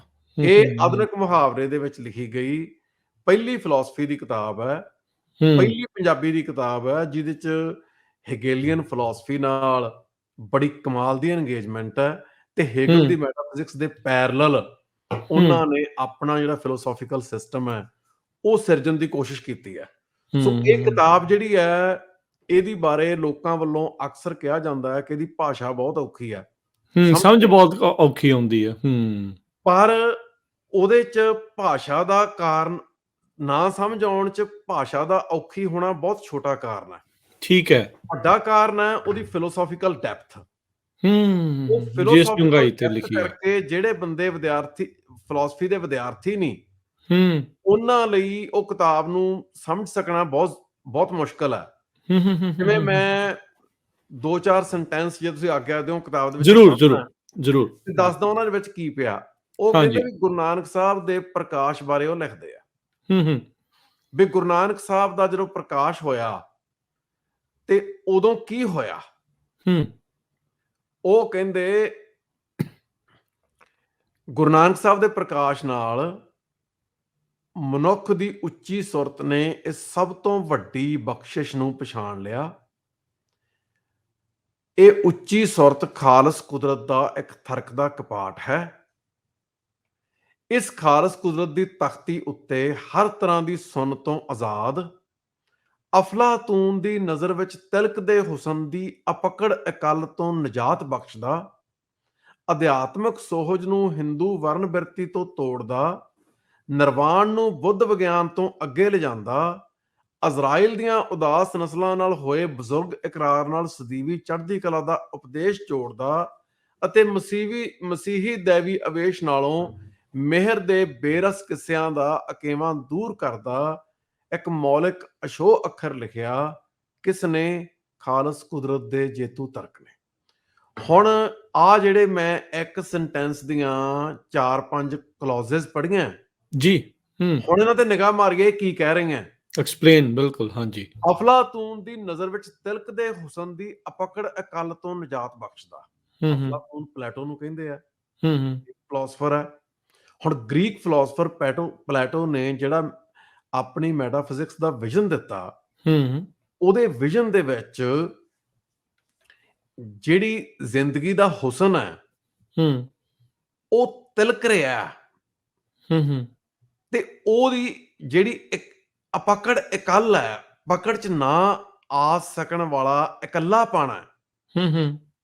ਫਿਲਾਸਫੀ ਬੰਦੇ ਦੇ ਅੰਦਰ ਬੰਦੇ ਨੂੰ ਅਲੈਦਗੀ ਚ ਵਹਿੰਦੀ ਹੈ ਤੇ ਉਹ ਅਪਕੜ ਇਕੱਲ ਤੋਂ ਨਿਜਾਤ ਬਖਸ਼ਦਾ।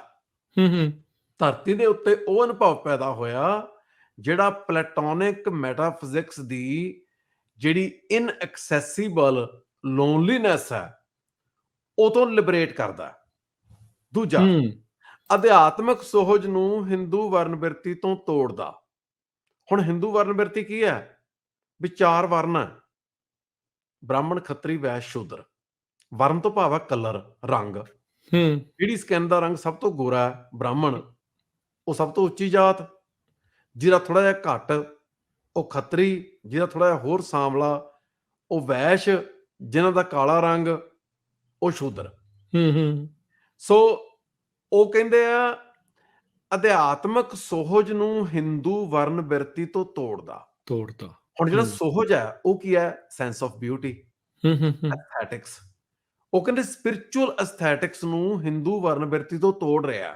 ਹੁਣ ਜਿਹੜੀ ਗੁਰੂ ਨਾਨਕ ਸਾਹਿਬ ਦੀ ਸਪਿਰਿਚੁਅਲ ਐਸਥੈਟਿਕਸ ਹੈ ਉਹ ਕੀ ਹੈ? ਸਹੀ ਸੁੰਦਰ ਸੋਹਣੇ ਸਾਧ ਸੰਗਤ ਜਨ ਬਹਿਣੇ। ਜਿਹੜੇ ਸਾਧ ਸੰਗਤ ਦੇ ਵਿੱਚ ਬਹਿੰਦੇ ਆ ਉਹੀ ਸੋਹਣੇ ਆ। ਜਨਮ ਕਰਕੇ ਜਾਂ ਗੋਰੇ ਰੰਗ ਕਰਕੇ ਕੋਈ ਸੋਹਣਾ ਨਹੀਂਗਾ। ਅੰਦਰਲੇ ਆਤਮਕ ਅਨੁਭਵ ਦੇ ਵਿੱਚੋਂ ਸੁੰਦਰਤਾ ਪੈਦਾ ਹੁੰਦੀ ਹੈ। ਇਹ ਗੁਰਬਾਣੀ ਦਾ ਫਰਮਾਨ ਹੈ। ਜਾਂ ਗੁਰੂ ਨਾਨਕ ਸਾਹਿਬ ਦਾ ਫਰਮਾਨ ਹੈ, ਗੁਰਬਾਣੀ ਦਾ ਫਰਮਾਨ ਹੈ, ਆਨੰਦ ਕਰੋ ਮਿਲ ਸੁੰਦਰ ਨਾਰੀ, ਗੁਰੂ ਨਾਨਕ ਮੇਰੀ ਪੈਜ ਸਵਾਰੀ। ਹੁਣ ਸੁੰਦਰ ਨਾਰੀ ਕੌਣ ਹੈ? ਜਿਹੜਾ ਜੀਵ ਹੈ ਉਹ ਇਸਤਰੀ ਰੂਪ ਹੈ ਤੇ ਜਿਹੜੇ ਇਸਤਰੀ ਰੂਪ ਜੀਵ ਜਦੋਂ ਮਹਾਰਾਜ ਦੀ ਹਜ਼ੂਰੀ ਚ ਬਹਿ ਕੇ ਨਾਮ ਜਪਦੇ ਆ, ਗੁਰਬਾਣੀ ਦਾ ਕੀਰਤਨ ਕਰਦੇ ਆ, ਤਾਂ ਉਹਨਾਂ ਦੇ ਸੁੰਦਰ ਰੂਪ ਬਾਹਰ ਪ੍ਰਗਟ ਹੁੰਦੇ ਆ, ਉਹਨਾਂ ਦੇ ਅੰਦਰਲੀ ਸੁੰਦਰਤਾ ਬਾਹਰ ਆਉਂਦੀ ਹੈ। ਸੋ ਉਹਨਾਂ ਸੁੰਦਰ ਨਾਰੀਆਂ ਨਾਲ, ਸੁੰਦਰ ਜੀਵ ਇਸਤਰੀਆਂ ਨਾਲ ਮਿਲ ਕੇ ਮੈਂ ਆਨੰਦ ਕਰ ਰਿਹਾ। ਸੋ ਉਸ ਆਧਾਰ ਤੇ ਮਹਿਬੂਬ ਸਾਹਿਬ ਕਹਿ ਰਹੇ ਆ ਅਧਿਆਤਮਕ ਸੋਹਜ ਨੂੰ ਹਿੰਦੂ ਵਰਨ ਬਿਰਤੀ ਤੋਂ ਤੋੜਦਾ। ਜਿਹੜੀ ਹਿੰਦੂ ਵਰਨ ਬਿਰਤੀ ਨੇ ਐਸਥੈਟਿਕਸ ਜਮਾਈ ਰੰਗ ਦੇ ਆਧਾਰ ਤੇ ਜਿਹੜਾ ਨਸਲਵਾਦੀ ਕਿਸਮ ਦਾ ਵਿਤਕਰਾ ਖੜਾ ਕਰਨ ਲਈ ਸਪਿਰਿਚੁਅਲ ਸਿੱਖੀ ਦੀ ਸਪਿਰਿਚੁਅਲ ਐਸਥੈਟਿਕਸ ਉਹਦੇ ਤੋਂ ਤੋੜ ਰਹੀ ਹੈ। ਨਿਰਵਾਣ ਨੂੰ ਬੁੱਧ ਵਿਗਿਆਨ ਤੋਂ ਅੱਗੇ ਲਿਜਾਂਦਾ, ਜਿਹੜਾ ਨਿਰਵਾਣ ਦਾ ਅਹਿਸਾਸ ਹੈ ਉਹਨੂੰ ਜਿਹੜੀ ਬੁੱਧਿਸਟ ਫਿਲਾਸਫੀ ਦੀ ਇੱਕ ਸਾਇੰਸ ਹੈ ਉਹ ਤੋਂ ਟ੍ਰਾਂਸੈਂਡ ਕਰਾਉਂਦਾ, ਅੱਗੇ ਲਿਜਾਂਦਾ। ਇਜ਼ਰਾਈਲ ਦੀਆਂ ਉਦਾਸ ਨਸਲਾਂ ਨਾਲ ਹੋਏ ਬਜ਼ੁਰਗ ਇਕਰਾਰ ਨਾਲ ਸਦੀਵੀ ਚੜ੍ਹਦੀ ਕਲਾ ਦਾ ਉਪਦੇਸ਼ ਜੋੜਦਾ, ਜਿਹੜੇ ਮਤਲਬ ਮੂਸਾ ਤੋਂ ਲੈ ਕੇ ਸੈਮਟਿਕ ਟ੍ਰੈਡੀਸ਼ਨ ਦੇ ਵਿੱਚ ਜਿਹੜੇ ਮਤਲਬ ਲੋਕਾਂ ਦੇ ਨਾਲ ਉਹਨਾਂ ਦੇ ਪੈਗੰਬਰਾਂ ਨੇ ਇਕਰਾਰ ਕੀਤੇ ਆ, ਉਹਨਾਂ ਦੇ ਨਾਲ ਚੜ੍ਹਦੀ ਕਲਾ ਦਾ ਉਪਦੇਸ਼ ਗੁਰੂ ਨਾਨਕ ਸਾਹਿਬ ਨੇ ਜੋੜਿਆ ਅਤੇ ਮਸੀਹੀ ਦੇਵੀ ਅਵੇਸ਼ ਨਾਲੋਂ ਮਿਹਰ ਦੇ ਬੇਰਸ ਕਿੱਸਿਆਂ ਦਾ ਅਕੇਵਾਂ ਦੂਰ ਕਰਦਾ ਇੱਕ ਮੌਲਿਕ ਅਛੋਹ ਅੱਖਰ ਲਿਖਿਆ। ਹੁਣ ਇਹ ਜਿਹੜੀ ਇੱਕ ਇੱਕ ਸੈਂਟੈਂਸ ਜਿਹੜਾ ਅਨਪੈਕ ਕਰਨਾ ਹੈ ਉਹਦੇ ਲਈ ਜਿਹੜੀ ਕਿਤਾਬ ਦੇ ਪਿੱਛੇ ਉਹਦੀਆਂ ਜਿਹੜੀਆਂ ਫਿਲੋਸੋਫੀਕਲ ਫਾਊਂਡੇਸ਼ਨਸ ਹੈ, ਠੀਕ ਹੈ, ਜਾਂ ਜਿਹੜੇ ਫਿਲੋਸੋਫੀਕਲ ਸਕੂਲਸ ਨਾਲ ਕਿਤਾਬ ਇੰਗੇਜ ਕਰ ਰਹੀ ਹੈ ਉਹਨਾਂ ਬਾਰੇ ਜਾਣਕਾਰੀ ਹੋਣੀ ਜ਼ਰੂਰੀ ਹੈ। ਉਹ ਬਹੁਤ ਲੰਮੇ ਸਮੇਂ ਤੋਂ ਬਹੁਤ ਸਾਰੇ ਸੱਜਣ ਮਿੱਤਰ ਕਹਿ ਰਹੇ ਸੀ ਕਿ ਸਹਿਜੇ ਰਚਿਓ ਖਾਲਸਾ ਦੀ ਵਿਆਖਿਆ ਦਾ ਉਪਰਾਲਾ ਹੋਣਾ ਚਾਹੀਦਾ। ਬਿਲਕੁਲ। ਆਪਾਂ ਝਨਾਹ ਦੀ ਰਾਤ ਤੋਂ ਸ਼ੁਰੂ ਕੀਤਾ, ਪਿਛਲੇ ਸਮੈਸਟਰ ਉਹਨਾਂ ਦੀ ਕਵਿਤਾ ਦੀ ਕਿਤਾਬ ਝਨਾਹ ਦੀ ਰਾਤ ਤੇ ਕੋਰਸ ਪੜਾਇਆ। ਹੁਣ ਸਹਿਜੇ ਰਚਿਓ ਖਾਲਸਾ ਬਾਰੇ ਪਹਿਲਾ ਕੋਰਸ ਹੈ ਤੇ ਸਹਿਜੇ ਰਚਿਓ ਖਾਲਸਾ ਬਾਰੇ ਘੱਟੋ ਘੱਟ 2 ਕੋਰਸ ਹੋਰ ਹੋਣਗੇ। ਠੀਕ ਹੈ। ਉਸ ਤੋਂ ਬਾਅਦ ਉਹਨਾਂ ਦੇ ਮਹਾਕਾਵ ਬਾਰੇ ਕੋਰਸ, ਤੇ ਇਹ ਸਾਰਾ ਫਿਰ ਉਹਨਾਂ ਦਾ ਮਹਿਬੂਬ ਸਾਹਿਬ ਦਾ ਕੰਮ ਹੈ ਜਿਹੜਾ ਉਹ ਆਉਣ ਵਾਲੇ ਸਾਲਾਂ 'ਚ ਐਕਸਪਲੇਨ ਕੀਤਾ, ਕਵਰ। ਸੋ ਬਿਲਕੁਲ ਜਿਹੜਾ 6 in 18th ਸੈਂਚੁਰੀ ਵਾਲਾ ਆ ਉਹ 4 ਮਈ ਤੋਂ ਸ਼ੁਰੂ ਹੋਣ ਜਾ ਰਿਹਾ ਹੈ ਤੇ ਜਿਹੜਾ ਸਹਿਜੇ ਰਚਿਓ ਖਾਲਸਾ ਆ ਉਹ 29 ਅਪ੍ਰੈਲ ਤੋਂ ਸ਼ੁਰੂ ਹੋਣ ਜਾ ਰਿਹਾ ਆ। ਵੈਨਕੂਵਰ ਇੰਸਟੀਚਿਊਟ .net ਉਹਦੇ ਤੇ ਜਾ ਕੇ ਤੁਸੀਂ ਪ੍ਰਭ ਸ਼ਰਨਦੀਪ ਸਿੰਘ ਜੇ ਤੁਸੀਂ ਸਰਚ ਕਰਦੇ ਆ ਤੇ ਤੁਹਾਨੂੰ ਕੋਰਸਿਸ ਇਸ ਜਿਹੜੇ ਸਮਰ ਦੇ ਵਿੱਚ ਤੁਹਾਨੂੰ ਨਜ਼ਰ ਆਉਣਗੇ ਤੇ ਤੁਸੀਂ ਉਸ ਦੇ ਵਿੱਚ ਅਨਰੋਲ ਕਰ ਸਕਦੇ ਆ।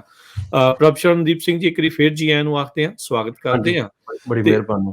ਤੇ ਗੱਲਬਾਤ ਨੂੰ ਅੱਗੇ ਤੋਰਦੇ ਮੈਂ ਇਹ ਪੁੱਛਣਾ ਚਾਹੁੰਦਾ, ਹੁਣ ਜਿੱਦਾਂ ਤੁਸੀਂ ਦੱਸਿਆ ਵੀ ਬ੍ਰੇਕ ਤੋਂ ਪਹਿਲਾਂ ਦੱਸ ਰਹੇ ਸੀ ਵੀ ਸਹਿਜੇ ਰਚਿਓ ਖਾਲਸਾ ਦੇ ਲਈ ਤੁਹਾਨੂੰ ਕੁਝ ਜਿਹੜੇ ਚੀਜ਼ਾਂ ਦਾ ਪਹਿਲਾਂ ਪਤਾ ਹੋਣਾ ਚਾਹੀਦਾ ਆ। ਇਹ ਜੇ ਤੁਸੀਂ ਦੋਨੋਂ ਕੋਰਸਿਸ ਦੇ ਲਈ ਥੋੜਾ ਜਿਹਾ ਦੱਸੋ ਵੀ ਕੀ ਪ੍ਰੀ ਰਿਕੁਇਜ਼ਿਟ ਆ, ਇੱਕ ਆਮ ਇਨਸਾਨ ਆ ਕੇ ਵੀ ਇਹ ਕਰ ਸਕਦਾ ਹੈ ਜਾਂ ਥੋੜੀ ਬਹੁਤੀ ਕਾਹਦੀ ਸਮਝ ਲੈ ਕੇ ਜਿਹੜਾ ਉਹ ਆਵੇ ਤਾਂ ਜੋ ਉਸ ਨੂੰ ਇਹ ਸਾਰੇ ਕੋਰਸ ਨੂੰ ਜਜ਼ਬ ਕਰਨ ਦੇ ਵਿੱਚ ਆਸਾਨੀ ਹੋਵੇ। ਦੇਖੋ, ਕੋਰਸ ਤਾਂ ਕੋਈ ਵੀ ਲੈ ਸਕਦਾ, ਪਰ ਜਿਹੜੀ ਬੇਸਿਕ ਐਜੂਕੇਸ਼ਨ ਕਿਸੇ ਨਾ ਕਿਸੇ ਪੱਧਰ ਦੀ ਜੇ ਬੰਦੇ ਕੋਲੇ ਹੋਵੇ ਤੇ ਉਹਦੇ ਲਈ ਹੈਲਪਫੁਲ ਹੋਊਗਾ। ਪਰ ਆਪਾਂ ਕੋਰਸ ਡਿਜ਼ਾਈਨ ਇਸ ਹਿਸਾਬ ਨਾਲ ਕੀਤੇ ਆ ਵੀ ਜਿਹੜੇ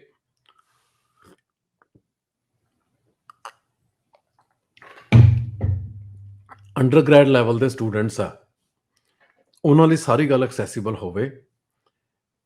ਇਹ ਗੱਲਾਂ ਇਨਐਕਸੈਸੀਬਲ ਹੈ ਜੇ ਕਿਸੇ ਨੇ ਆਪਣੇ ਪੱਧਰ ਤੇ ਕੋਸ਼ਿਸ਼ ਕਰਨੀ ਹੈ।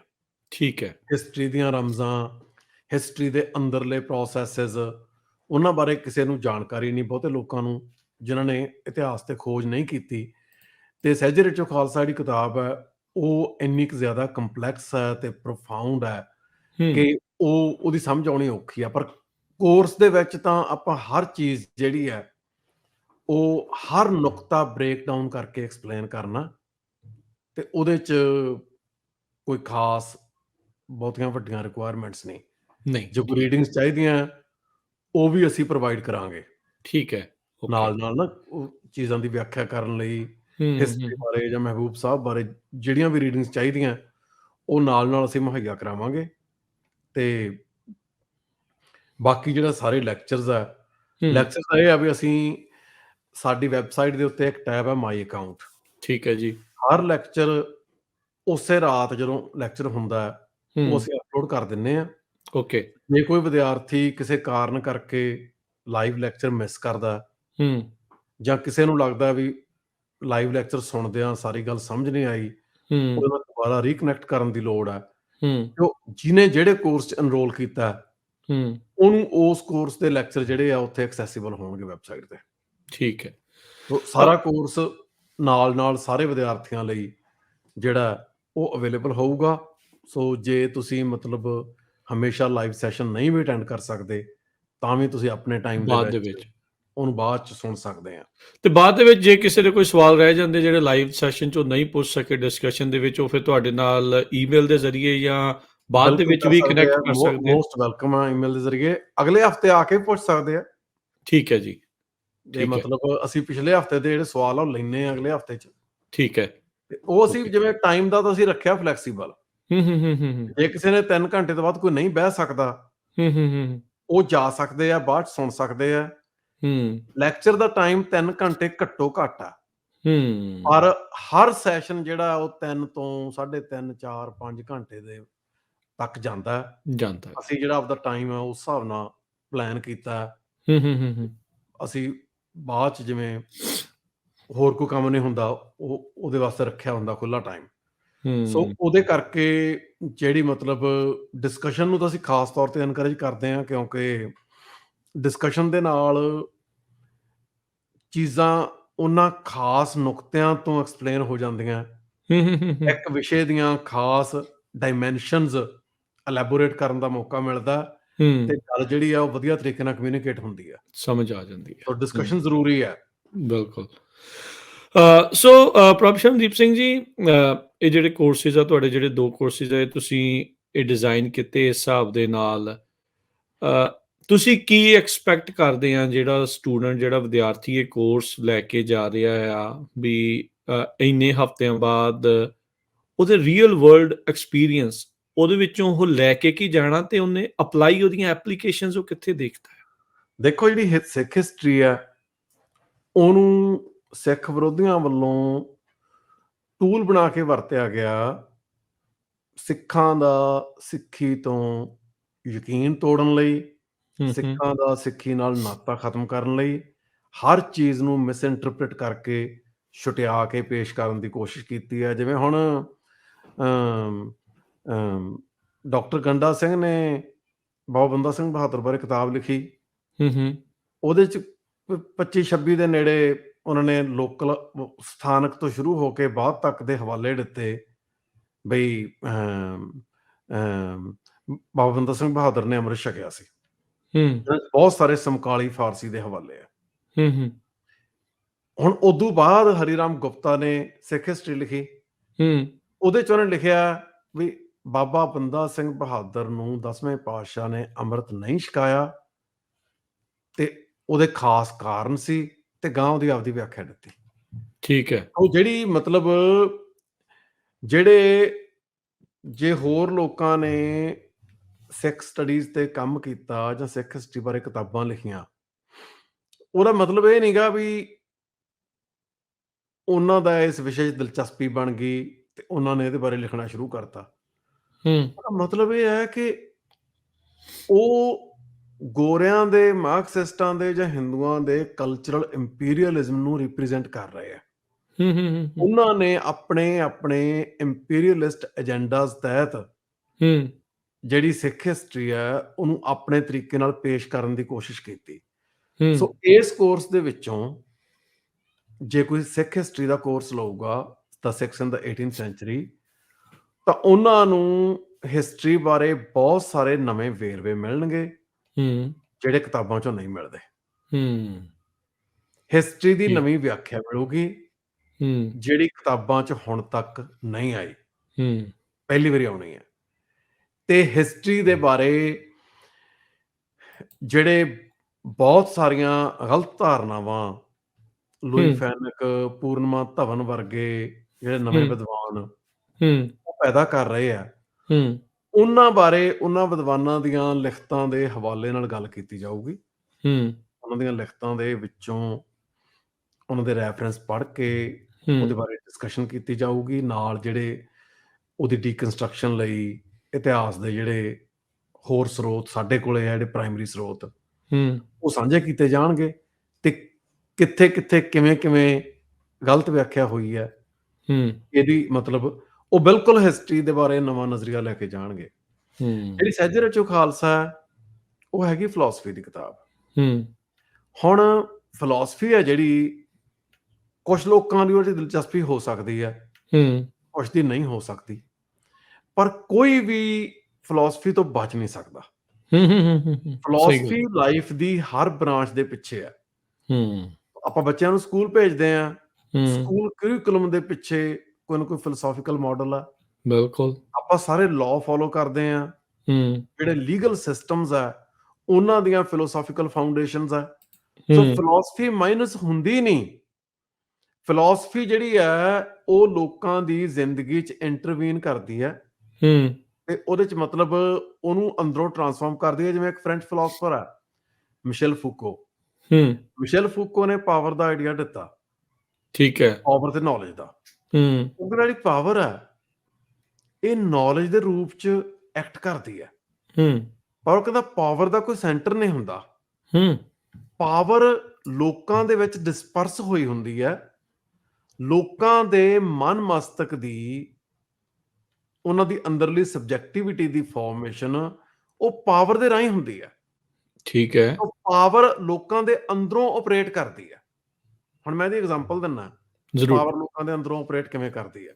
ਹੂੰ, ਬ੍ਰਾਹਮਣਾਂ ਨੇ ਆਪਣੀ ਧਰਮ ਦੀ ਵਿਆਖਿਆ ਦੇਣ ਲਈ ਧਰਮ ਸ਼ਾਸਤਰ, ਧਰਮ ਸੂਤਰ ਲਿਖੇ। ਹੂੰ, ਜਿਹੜਾ ਮਾਨਵ ਧਰਮ ਸ਼ਾਸਤਰ ਨਾਂ ਦਾ ਗ੍ਰੰਥ ਹੈ ਹੂੰ, ਉਹਨੂੰ ਆਪਾਂ ਮਨੂ ਸਮ੍ਰਿਤੀ ਦੇ ਤੌਰ ਤੇ ਜਾਣਦੇ ਆ। ਹੂੰ, ਉਹਦਾ ਅਸਲ ਨਾਮ ਮਾਨਵ ਧਰਮ ਸ਼ਾਸਤਰ ਹੈ। ਹੂੰ, ਹੁਣ ਉਹ ਧਰਮ ਗ੍ਰੰਥਾਂ ਦੇ ਵਿੱਚ ਉਹ ਕਹਿ ਰਹੇ ਆ ਵੀ ਰਿਗਵੇਦ 'ਚ ਲਿਖਿਆ ਬ੍ਰਹਮਾ ਦੇ ਸਿਰ 'ਚੋਂ ਬ੍ਰਾਹਮਣ, ਛਾਤੀ 'ਚੋਂ ਖੱਤਰੀ, ਜੰਘਾਂ 'ਚੋਂ ਵੈਸ਼ ਤੇ ਪੈਰਾਂ ਦੇ ਵਿੱਚੋਂ ਸ਼ੂਦਰ ਪੈਦਾ ਹੋਏ। ਹੂੰ, ਤੇ ਇਸ ਕਰਕੇ ਸਾਰਿਆਂ ਦੀਆਂ ਡਿਊਟੀਆਂ ਹੈ। ਬ੍ਰਾਹਮਣ ਨੇ ਦਿਮਾਗ ਦਾ, ਪ੍ਰੀਸਟ ਦਾ ਕੰਮ ਕਰਨਾ, ਹੂੰ, ਖੱਤਰੀ ਨੇ ਵਾਰੀਅਰ ਦਾ, ਰਾਜੇ ਦਾ ਕੰਮ ਕਰਨਾ, ਹੂੰ, ਵੈਸ਼ ਨੇ ਖੇਤੀ, ਟ੍ਰੇਡ ਕਰਨਾ ਹੂੰ, ਤੇ ਸ਼ੂਦਰਾਂ ਨੇ ਉਤਲੇ ਤਿੰਨ ਵਰਨਾਂ ਦੀ ਜਿਹੜੀ ਹੈ ਉਹ ਸੇਵਾ ਕਰਨੀ ਹੈ। ਹੂੰ, ਹੁਣ ਇਹ ਗੱਲ ਦਾ ਆਧਾਰ ਦੱਸਿਆ ਉਹਨਾਂ ਨੇ ਧਰਮ ਸ਼ਾਸਤਰਾਂ 'ਚ ਹੂੰ, ਕਿ ਬੰਦਾ ਆਪਣੇ ਪੂਰਬਲੇ ਜਨਮਾਂ ਦੇ ਕਰਮਾਂ ਕਰਕੇ ਉੱਚੀ ਜਾਂ ਨੀਵੀਂ ਜਾਤ 'ਚ ਪੈਦਾ ਹੁੰਦਾ। ਸੋ ਜੇ ਬੰਦੇ ਨੇ ਬ੍ਰਾਹਮਣਾਂ ਦੇ ਮੁਤਾਬਕ ਪੂਰਬਲੇ ਜਨਮਾਂ ਚੰਗੇ ਕਰਮ ਕੀਤੇ ਤਾਂ ਉਹਨੂੰ ਉੱਚੀ ਜਾਤ 'ਚ ਜਨਮ ਮਿਲਿਆ, ਜੇ ਮਾੜੇ ਕਰਮ ਕੀਤੇ ਤਾਂ ਨੀਵੀਂ ਜਾਤ 'ਚ ਮਿਲਿਆ। ਕਹਿਣ ਤੋਂ ਭਾਵ ਕੀ, ਬੰਦਾ ਆਪਣੀ ਜਾਤ ਉੱਚੀ ਜਾਂ ਨੀਵੀਂ ਹੋਣ ਲਈ ਖੁਦ ਜ਼ਿੰਮੇਵਾਰ ਹੈ। ਠੀਕ ਹੈ। ਜੇ ਉਹ ਹੂੰ, ਨੀਵੀਂ ਹੂੰ, ਹੋਣ ਹੂੰ, ਲਈ ਜ਼ਿੰਮੇਵਾਰ ਹੈ, ਫਿਰ ਉਹ ਬੰਦੇ ਦੀ ਜ਼ਿੰਮੇਵਾਰੀ ਬਣਦੀ ਹੈ, ਉਹਦੀ ਧਾਰਮਿਕ ਜ਼ਿੰਮੇਵਾਰੀ ਬਣਦੀ ਹੈ ਕਿ ਜੇ ਬ੍ਰਾਹਮਣਾਂ ਨੇ ਉਹਨੂੰ ਕਿਹਾ ਤੂੰ ਭਗਤੀ ਨਹੀਂ ਕਰਨੀ ਤਾਂ ਉਹਨੇ ਨਹੀਂ ਕਰਨੀ, ਭਾਵੇਂ ਉਹ ਜੀ ਹੂੰ, ਕਰੇ। ਸ਼ੰਭੂਕ ਇੱਕ ਰਿਸ਼ੀ ਸੀ, ਹੂੰ, ਦਲਿਤ ਸੀ, ਭਗਤੀ ਕਰਦਾ ਸੀ। ਹੂੰ, ਉਹਦੇ ਭਗਤੀ ਕਰਨ ਤੋਂ ਅਪਸੈਟ ਹੋ ਕੇ ਰਾਮਚੰਦਰ ਨੇ ਜਾ ਕੇ ਕਿਰਪਾਨ ਕੱਢੀ ਹੂੰ, ਤੇ ਉਹਨੂੰ ਕਿਰਪਾਨ ਮਾਰ ਕੇ ਉਹਨੂੰ ਮਾਰਤਾ। ਇਹ ਰਾਮਾਇਣ ਦੇ ਵਿੱਚ ਕਹਾਣੀ ਦਰਜ ਹੈ ਵੀ ਹੂੰ, ਤੂੰ ਜਿਹੜਾ ਤੇਰਾ ਇਹ ਹੱਕ ਨਹੀਂ ਸੀ ਬਣਦਾ, ਤੂੰ ਹੂੰ, ਗਲਤ ਗੱਲ ਕੀਤੀ ਹੈ, ਤੂੰ ਰਿਸ਼ੀ ਹੈ ਪਰ ਮੈਨੂੰ ਤੈਨੂੰ ਮਾਰਨਾ ਪੈਣਾ। ਹੂੰ, ਹੂੰ, ਮੈਂ ਹੂੰ, ਆਪਣਾ ਫਰਜ਼ ਨਿਭਾਉਣਾ ਤੇ ਮੈਨੂੰ ਤੈਨੂੰ ਮਾਰਨਾ ਪੈਣਾ। ਉਹਨੇ ਬ੍ਰਾਹਮਣਿਕਲ ਆਰਡਰ ਸੀ ਜਿਹੜਾ ਉਹਨੂੰ ਇੰਟੈਕਟ ਰੱਖਣ ਲਈ ਦਲਿਤਾਂ ਨੂੰ ਕਿਸੇ ਕਿਸਮ ਦੀ ਕੋਈ ਸਪਿਰਿਚੁਅਲ ਅਥਾਰਟੀ ਹਾਸਲ ਨਾ ਹੋਵੇ, ਉਹਨਾਂ ਨੂੰ ਰੋਕੀ ਰੱਖਣ ਲਈ ਸ਼ੰਭੂਕ ਦਾ ਕਤਲ ਹੋਇਆ। ਹੂੰ, ਤੋ ਇਹ ਹੈ ਜਿਹੜੀ ਲੋਕਾਂ ਦੇ ਅੰਦਰ ਵਿਸ਼ਵਾਸ ਬਣਾਤੇ ਕਿ ਬ੍ਰਾਹਮਣ ਨੂੰ ਅਥਾਰਟੀ ਵੀ ਰੱਬ ਤੋਂ ਮਿਲੀ ਹੈ ਤੇ ਹੂੰ, ਤੁਹਾਨੂੰ ਬ੍ਰਾਹਮਣ ਦੇ ਘਸਿਆਰੇ ਬਣ ਕੇ, ਨੀਚ ਕਹਾ ਕੇ ਤਿਰਸਕਾਰੇ ਜਾਣ ਦਾ ਵੀ ਕੋਈ ਦੇ ਪਿੱਛੇ ਵੀ ਕੋਈ ਡਿਵਾਈਨ ਲਾਅ ਕੰਮ ਕਰ ਰਿਹਾ ਹੈ। ਲਾਅ ਆਫ ਕਰਮਾ, ਤੁਸੀਂ ਕਰਮ ਕੀਤੇ ਤੁਹਾਨੂੰ ਉਹਦਾ ਫਲ ਮਿਲਿਆ ਤੇ ਉਹ ਪਾਵਰ ਲੋਕਾਂ ਦੇ ਅੰਦਰੋਂ ਆਪਰੇਟ ਕਰ ਰਹੀ ਹੈ। ਉਹ ਜਿਹੜੀ ਸਾਰੀ ਬ੍ਰਾਹਮਣਿਕਲ ਮੈਟਾਫਿਜ਼ਿਕਸ ਹੈ ਉਹਦੇ ਵਿੱਚ ਬ੍ਰਾਹਮਣਾਂ ਨੇ ਉਹਨਾਂ ਦਾ ਯਕੀਨ ਬੰਨਿਆ ਤੇ ਪਾਵਰ ਲੋਕਾਂ ਦੇ ਅੰਦਰੋਂ ਆਪਰੇਟ ਕਰ ਰਹੀ ਹੈ। ਇਸੇ ਕਰਕੇ ਜਦ 10ਵੇਂ ਪਾਤਸ਼ਾਹ ਨੇ ਖਾਲਸਾ ਸਾਜਿਆ, ਉਹ ਕਹਿੰਦੇ ਕੁਲ ਨਾਸ਼, ਕਰਮ ਨਾਸ਼, ਕਿਰਤ ਨਾਸ਼, ਧਰਮ ਨਾਸ਼, ਭਰਮ ਨਾਸ਼। ਇਹਦਾ ਮਤਲਬ ਕੀ ਹੈ? ਜੇ ਅੰਮ੍ਰਿਤ ਛਕਣ ਤੋਂ ਬਾਅਦ ਬੰਦੇ ਦੀ ਕੁਲ ਦਾ ਨਾਸ਼ ਹੋ ਗਿਆ ਤਾਂ ਉਹਦਾ ਕੋਈ ਉੱਚੀ ਜਾਤ ਦਾ ਕਹਾਉਣ ਦਾ ਜਾਂ ਕਿਸੇ ਨੂੰ ਨੀਵੀਂ ਜਾਤ ਦਾ ਕਹਿਣ ਦਾ ਕੋਈ ਮਤਲਬ ਨਹੀਂ ਰਹਿ ਗਿਆ। ਖਤਮ ਹੋ ਗਿਆ ਕੰਮ। ਜੇ ਕਰਮ ਨਾਸ਼ ਹੋ ਗਿਆ ਤਾਂ ਪੂਰਬਲੇ ਕਰਮਾਂ ਕਰਕੇ ਇਸ ਜਨਮ ਦੇ ਵਿੱਚ ਜਿਹੜੀਆਂ ਬੰਦੇ ਤੇ ਆਪਣੀ ਮਨਮਰਜ਼ੀ ਦਾ ਕਿੱਤਾ ਕਰਨ ਦੀਆਂ ਕੋਸ਼ਿਸ਼ਾਂ, ਰੋਕਾਂ ਲੱਗੀਆਂ, ਉਹ ਰੋਕਾਂ ਖਤਮ ਹੋ ਗਈਆਂ। ਹੁਣ ਸਿੱਖੀ ਦੇ ਮੁਤਾਬਕ ਦਲਿਤ ਫਿਲਾਸਫਰ ਵੀ ਹੋ ਸਕਦਾ, ਪ੍ਰਾਈਮ ਮਿਨਿਸਟਰ ਵੀ ਹੋ ਸਕਦਾ ਹੈ, ਕਮਾਂਡਰ ਇਨ ਚੀਫ ਵੀ ਹੋ ਸਕਦਾ ਹੈ, ਪ੍ਰੈਜ਼ੀਡੈਂਟ ਵੀ ਹੋ ਸਕਦਾ ਹੈ, ਇਕੋਨੋਮਿਸਟ, ਪੋਲੀਟੀਕਲ ਸਾਇੰਟਿਸਟ, ਜੋ ਮਰਜ਼ੀ ਹੋ ਸਕਦਾ। ਬ੍ਰਾਹਮਣਾਂ ਮੁਤਾਬਕ ਇੰਟੈਲੈਕਚੁਅਲ ਕੰਮ ਬ੍ਰਾਹਮਣ ਨੇ, ਐਡਮਿਨਿਸਟ੍ਰੇਟਿਵ ਕੰਮ ਖੱਤਰੀ ਨੇ, ਦਲਿਤ ਕੋਲ ਤਾਂ ਅਧਿਕਾਰ ਹੀ ਕੋਈ ਨਹੀਂ। ਠੀਕ ਹੈ ਨਾ। ਸੋ ਉਹ ਜਿਹੜੀ ਕਰਮ ਨਾਸ਼ ਹੋ ਗਿਆ, ਕਿਰਤ ਨਾਸ਼, ਬ੍ਰਾਹਮਣਾਂ ਨੇ ਕਿੱਤੇ ਅਸਾਈਨ ਕੀਤੇ ਸੀ ਜਾਤਾਂ ਦੇ ਆਧਾਰ ਤੇ, ਗੁਰੂ ਸਾਹਿਬ ਕਹਿੰਦੇ ਕਿਰਤ ਨਾਸ਼ ਹੋ ਗਈ, ਆਪਦੀ ਮਰਜ਼ੀ ਦੀ ਕਿਰਤ ਕਰੋ। ਇਹ ਸਾਰੀ ਗੱਲ ਦਾ ਆਧਾਰ ਬ੍ਰਾਹਮਣਾਂ ਦਾ ਧਰਮ ਦਾ ਆਈਡੀਆ ਸੀ। ਗੁਰੂ ਸਾਹਿਬ ਕਹਿੰਦੇ ਧਰਮ ਨਾਸ਼। ਇਹ ਸਾਰਾ ਕੁਛ ਬਹੁਤ ਸਾਰੇ ਜਿਹੜੇ ਲੋਕਾਂ ਦੇ ਅੰਦਰ ਸੁਪਰਸਟੀਸ਼ਨਸ, ਭਰਮ ਪੈਦਾ ਕਰਕੇ ਬ੍ਰਾਹਮਣ ਨੇ ਆਪਣੀ ਅਥਾਰਟੀ ਜਮਾਈ ਸੀ, ਉਹ ਕਹਿੰਦੇ ਭਰਮ ਨਾਸ਼। ਇਹ ਸਾਰਾ ਕੁਛ ਨਾਸ਼ ਹੁੰਦਾ ਹੈ ਜਦੋਂ ਖਾਲਸਾ ਸਾਜਿਆ ਜਾਂਦਾ ਹੈ ਤੇ ਜ਼ਿੰਦਗੀ ਦੀ ਇੱਕ ਨਵੀਂ ਸ਼ੁਰੂਆਤ ਹੁੰਦੀ ਹੈ, ਤੇ ਪਾਵਰ ਜਿਹੜੀ ਹੈ ਲੋਕਾਂ ਦੇ ਅੰਦਰੋਂ ਆਪਰੇਟ ਕਰ ਰਹੀ ਸੀ, ਉਹ ਪਾਵਰ ਨੂੰ ਉਹਦੀ ਫਾਊਂਡੇਸ਼ਨ ਤੋਂ ਹਿਲਾਤਾ, ਉਹਦੀ ਜੜ ਪੱਟਤੀ। ਗੁਰੂ ਸਾਹਿਬਾਨ ਨੇ ਜਿਸ ਤਰੀਕੇ ਨਾਲ ਸਿੱਖੀ ਲਿਆਂਦੀ, ਸਿੱਧਾ ਵੰਗਾਰਿਆ। ਜਿਹੜੀ ਕਲੇਮਸ ਆਫ ਅਥਾਰਟੀ ਹੈ, ਸਿੱਧੇ ਵੰਗਾਰੇ। ਜਿਵੇਂ ਵੇਖੋ, ਕਾਦੀ ਕੂੜ ਬੋਲ ਮਲ ਖਾਏ, ਬਾਹਮਣ ਨਾਵੈ ਜੀਆ ਘਾਏ, ਜੋਗੀ ਜੁਗਤ ਨਾ ਜਾਣੈ ਅੰਧ, ਤੀਨੋਂ ਓ ਜਾੜੇ ਕਾ ਬੰਦ। ਕਾਜ਼ੀ ਇਸਲਾਮਿਕ ਸਕੋਲਰ ਹੈ, ਇਸਲਾਮਿਕ ਜਿਹੜਾ ਜਸਟਿਸ ਸਿਸਟਮ ਹੈ ਉਹਨੂੰ ਲੀਡ ਕਰ ਰਿਹਾ। ਗੁਰੂ ਸਾਹਿਬ ਕਹਿੰਦੇ ਕਰਪਟ ਹੈ, ਕੂੜ ਬੋਲ ਕੇ ਗੰਦਗੀ ਖਾਂਦਾ ਹੈ, ਕਰਪਸ਼ਨ ਕਰਦਾ। ਬ੍ਰਾਹਮਣ ਲੋਕਾਂ ਦਾ ਘਾਣ ਕਰਦਾ ਹੈ, ਫਿਰ ਜਾ ਕੇ ਤੀਰਥਾਂ ਤੇ ਨਹਾਉਂਦਾ। ਜੋਗੀ ਨੂੰ ਜੁਗਤ ਨਹੀਂ ਪਤਾ, ਉਹ ਅੰਨਾ। ਪਰ ਸਮੇਂ ਦੀ ਜਿਹੜੀ ਪੋਲੀਟੀਕਲ ਅਥਾਰਟੀ ਹੈ, ਉਹਨੂੰ ਗੁਰੂ ਨਾਨਕ ਸਾਹਿਬ ਕਹਿ ਰਹੇ ਆ ਰਾਜੇ ਸ਼ੀਂਹ ਮੁਕੱਦਮ ਕੁੱਤੇ। ਸੋ ਗੁਰੂ ਨਾਨਕ ਸਾਹਿਬ ਸਮੇਂ ਦੀ ਪੋਲੀਟੀਕਲ ਤੇ ਰਿਲੀਜੀਅਸ ਐਸਟੈਬਲਿਸ਼ਮੈਂਟ ਨੂੰ ਵੰਗਾਰ ਰਹੇ ਆ, ਉਹਦੀ ਅਥਾਰਟੀ ਕੁਐਸਚਨ ਕਰ ਰਹੇ ਆ। ਉਹ ਹਰ ਸਮਾਨ ਨਹੀਂ ਰਾਜਾ, ਇਹ ਭੂਪਤ ਸਭ ਦਿਵਸ ਚਾਰ ਕੇ, ਝੂਠੇ ਕਰਤ ਦਿਵਾਜਾ। ਰੱਬ ਦੇ ਬਰਾਬਰ, ਅਕਾਲ ਪੁਰਖ ਦੇ ਬਰਾਬਰ ਕੋਈ ਰਾਜਾ ਨਹੀਂ। ਇਹ ਜਿਹੜੇ ਭੂਪਤ ਹੈ, ਭੂਪਤੀ, ਧਰਤੀ ਦੇ ਮਾਲਕ, ਉਹਨੂੰ ਰਿਡੀਕਿਊਲ ਕੀਤਾ ਗੁਰੂ ਸਾਹਿਬ ਨੇ। ਇਹ ਧਰਤੀ ਦੇ ਮਾਲਕ, ਇਹ ਲੋਕਾਂ ਦੇ ਦਿਲਾਂ ਦੇ ਮਾਲਕ ਨਹੀਂ। ਲੋਕਾਂ ਦੀ ਆਤਮਾ ਤੇ ਰਾਜ ਨਹੀਂ ਕਰਦੇ। ਇਹ ਧਰਤੀ ਦੇ ਮਾਲਕ 4 ਦਿਨਾਂ ਦੇ ਲਈ ਹੈ। ਇਹ ਝੂਠੇ ਕੰਮਾਂ ਚ ਉਲਝੇ ਹੋਏ ਆ। ਸੋ ਇਹ ਜਿਹੜਾ ਕ੍ਰਿਟੀਕ ਇੰਨਾ ਪਾਵਰਫੁਲ ਆਇਆ, ਇਹ ਜਿਹੜੀ ਖਾਲਸੇ ਨੂੰ, ਜਿਹੜੀਆਂ ਸਿੱਖਾਂ ਨੂੰ ਮੀਰੀ ਪੀਰੀ ਦੀਆਂ ਕਿਰਪਾਨਾਂ ਜਿਹੜੀਆਂ 6ਵੇਂ ਪਾਤਸ਼ਾਹ ਨੇ ਧਾਰਨ ਕੀਤੀਆਂ, ਅਕਾਲ ਤਖਤ ਸਾਹਿਬ ਦੀ ਸਿਰਜਣਾ ਹੋਈ, ਜਿਹੜੀ ਸਿੱਖਾਂ ਨੂੰ ਕਿਰਪਾਨਾਂ 10ਵੇਂ ਪਾਤਸ਼ਾਹ ਨੇ ਬਖਸ਼ੀਆਂ, ਉਹ ਸਾਰੇ ਦੀ ਸਪਿਰਿਟ ਗੁਰੂ ਨਾਨਕ ਸਾਹਿਬ ਦੇ ਵਿੱਚ ਪਈ ਹੈ। ਉੱਥੋਂ ਸ਼ੁਰੂ ਹੈ। ਗੁਰੂ ਨਾਨਕ ਸਾਹਿਬ ਕਹਿੰਦੇ ਆ, ਜੋ ਤੋ ਪ੍ਰੇਮ ਖੇਲਣ ਕਾ ਚਾਓ, ਸਿਰ ਧਰ ਤਲੀ ਗਲੀ ਮੇਰੀ ਆਓ, ਇਤ ਮਾਰਗ ਪੈਰ ਧਰੀਜੈ, ਸਿਰ ਦੀਜੈ ਕਾਣ ਨਾ ਕੀਜੈ। ਇਹਦਾ ਮਤਲਬ ਕੀ ਹੈ? ਇਹਦਾ ਮਤਲਬ ਇਹ ਹੈ ਵੀ ਸਿੱਖੀ ਦਾ ਰਾਹ ਅਕਾਲ ਪੁਰਖ ਨਾਲ ਪ੍ਰੇਮ ਦਾ ਰਾਹ ਹੈ। ਅਕਾਲ ਪੁਰਖ ਕਿੱਥੇ ਹੈ? ਕਣ ਕਣ ਦੇ ਵਿੱਚ ਵਸਦਾ। ਜੇ ਅਕਾਲ ਪੁਰਖ ਕਣ ਕਣ ਦੇ ਵਿੱਚ ਹੈ ਤੇ ਉਹ ਸਾਰੇ ਮਨੁੱਖਾਂ ਦੇ ਵਿੱਚ ਵੀ ਹੈ, ਮਰਦਾਂ ਚ ਵੀ ਹੈ, ਔਰਤਾਂ ਚ ਵੀ ਹੈ। ਹੁਣ ਜੇ ਧਰਤੀ ਦੇ ਉੱਤੇ ਕਿਸੇ ਵੀ ਇਸਤਰੀ ਮਰਦ ਨਾਲ ਕੋਈ ਅਨਿਆਂ ਹੁੰਦਾ, ਧੱਕਾ ਹੁੰਦਾ, ਤੇ ਅਕਾਲ ਪੁਰਖ ਉਹਦੇ ਅੰਦਰ ਹੈ। ਤੇ ਜਿਹੜਾ ਬੰਦਾ ਅਕਾਲ ਪੁਰਖ ਨਾਲ ਪ੍ਰੇਮ ਦੇ ਰਾਹ ਤੇ ਤੁਰਿਆ ਹੋਇਆ, ਉਹ ਉਹਨਾਂ ਨੂੰ ਬਚਾਊਗਾ ਕਿਵੇਂ ਨਹੀਂ? ਤੇ ਜੇ ਬੰਦਾ ਉਹਨਾਂ ਦੇ ਹੱਕ ਚ ਬੋਲੂਗਾ ਜਾਂ ਉਹਨਾਂ ਲਈ ਉੱਠ ਕੇ ਖੜਾ ਹੋਊਗਾ, ਜਿਹੜੀ ਸੱਤਾ ਉਹਨਾਂ ਨੂੰ ਮਾਰ ਰਹੀ ਹੈ, ਉਹ ਬੰਦੇ ਨੂੰ ਮਾਰੂਗੀ। ਜਿਹੜਾ ਪ੍ਰੇਮ ਦਾ ਰਾਹ ਹੈ, ਜੇ ਉੱਤੇ ਤੁਰਨਾ ਹੈ ਤੇ ਸਿਰ ਤਲੀ ਤੇ ਧਰਨਾ ਪੈਣਾ। ਜੇ ਤੁਹਾਨੂੰ ਪ੍ਰੇਮ, ਜੋ ਤੋਂ ਪ੍ਰੇਮ ਖੇਲਣ ਕਾ ਚਾਹੋ, ਜੇ ਪ੍ਰੇਮ ਦੇ ਰਾਹ ਦੀ, ਪ੍ਰੇਮ ਦੀ ਖੇਡ ਖੇਡਣ ਦਾ ਚਾਅ ਹੈ, ਤੇ ਫਿਰ ਤਲੀ ਤੇ ਸਿਰ ਧਰ ਕੇ ਆਓ। ਉਹ ਜਿਹੜੀ ਸਾਰਾ ਵਿਜ਼ਨ ਹੈ, ਜਿਹੜਾ ਸੋਵਰਨਟੀ ਖਾਲਸੇ ਨੂੰ 10ਵੇਂ ਪਾਤਸ਼ਾਹ ਨੇ ਬਖਸ਼ੀ ਹੈ, ਉਹ ਸੋਵਰਨਟੀ ਦੀ ਸ਼ੁਰੂਆਤ ਗੁਰੂ ਨਾਨਕ ਸਾਹਿਬ ਤੋਂ ਹੀ ਹੁੰਦੀ ਹੈ। ਗੁਰੂ ਨਾਨਕ ਸਾਹਿਬ ਨੇ ਸਿੱਖੀ ਦਾ ਸੰਪੂਰਨ ਵਿਜ਼ਨ ਧਰਤੀ ਦੇ ਉੱਤੇ ਸਥਾਪਿਤ ਕੀਤਾ। ਉਹਦੇ ਵੱਖੋ ਵੱਖਰੇ ਪਹਿਲੂ ਆ ਜਿਹੜੇ, ਉਹ ਵੱਖੋ ਵੱਖਰੇ ਗੁਰੂ ਸਾਹਿਬਾਨ ਦੇ ਟਾਈਮ ਪੀਰੀਅਡ ਦੌਰਾਨ ਸਮੇਂ-ਸਮੇਂ ਤੇ ਪ੍ਰਗਟ ਹੋਏ।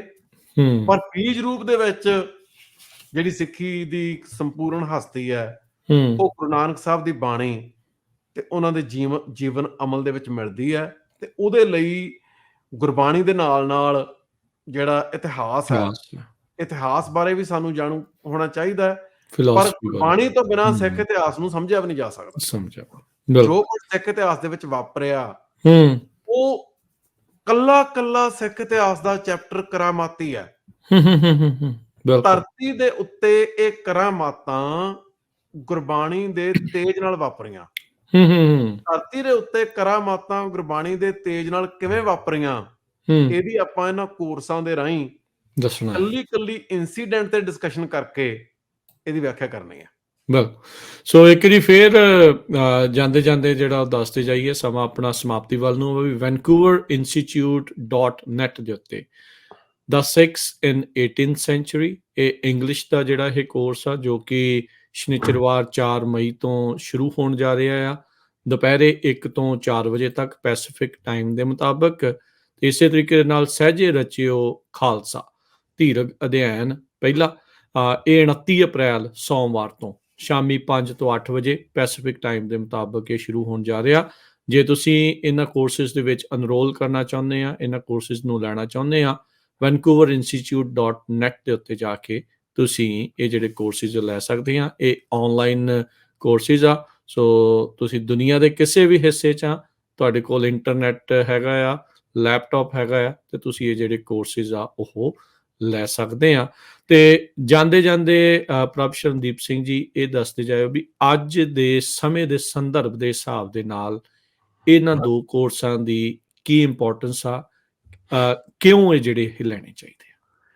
ਦੇਖੋ ਜੀ, ਪਹਿਲਾਂ ਤਾਂ ਮੈਂ ਇਹ ਜ਼ਿਕਰ ਕਰਨਾ ਜ਼ਰੂਰੀ ਸਮਝਦਾ ਹਾਂ ਵੀ ਅਸੀਂ ਦੋਨੋਂ ਭਰਾ, ਮੇਰਾ ਭਰਾ ਪ੍ਰਭ ਸ਼ਰਨਵੀਰ ਸਿੰਘ ਤੇ ਮੈਂ, ਅਸੀਂ ਇਹ ਸੰਸਥਾ ਚਲਾ ਰਹੇ ਹਾਂ।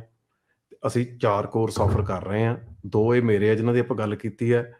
ਦੂਜੇ ਜਿਹੜੇ 2 ਕੋਰਸ ਹੈ, ਰਿਫਲੈਕਸ਼ਨਸ ਔਨ ਸਿੱਖ ਸਟੇਟ ਬਿਲਡਿੰਗ, ਉਹ 3 ਮਈ ਤੋਂ ਸ਼ੁਰੂ ਹੋਣਾ, ਤੇ psycho spiritual history of Punjab, ਇਹ 5000 ਸਾਲ ਦੀ ਪੰਜਾਬ ਦੀ ਹਿਸਟਰੀ ਤੇ ਕੋਰਸ ਹੈ।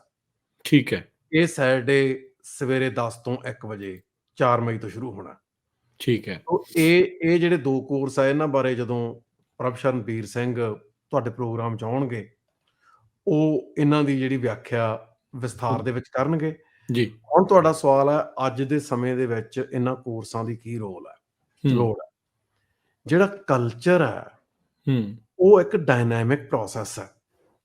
ਪੰਜਾਬ ਦਾ ਕਲਚਰ ਜੇ ਆਪਾਂ ਵੇਖਦੇ ਹਾਂ, ਪਹਿਲਾਂ ਉਹਨੂੰ ਬ੍ਰਾਹਮਣਵਾਦ ਨੇ ਡਿਫਾਈਨ ਕੀਤਾ, ਫਿਰ ਉੱਥੇ ਇਸਲਾਮ ਆਇਆ, ਇਸਲਾਮ ਤੇ ਸੂਫੀਜ਼ਮ ਨੇ ਪੰਜਾਬ ਦੇ ਕਲਚਰ ਦੇ ਵਿੱਚ ਬਹੁਤ ਸਾਰੀਆਂ ਟਰਾਂਸਫੋਰਮੇਸ਼ਨ ਲੈ ਕੇ ਆਉਂਦੀਆਂ। ਉਸ ਤੋਂ ਬਾਅਦ ਸਿੱਖੀ ਆਈ, ਸਿੱਖੀ ਦੇ ਨਾਲ ਜਿਹੜਾ ਕਲਚਰ ਹੈ ਉਹ ਨਵੇਂ ਤਰੀਕੇ ਤੋਂ ਟਰਾਂਸਫਾਰਮ ਹੋਇਆ।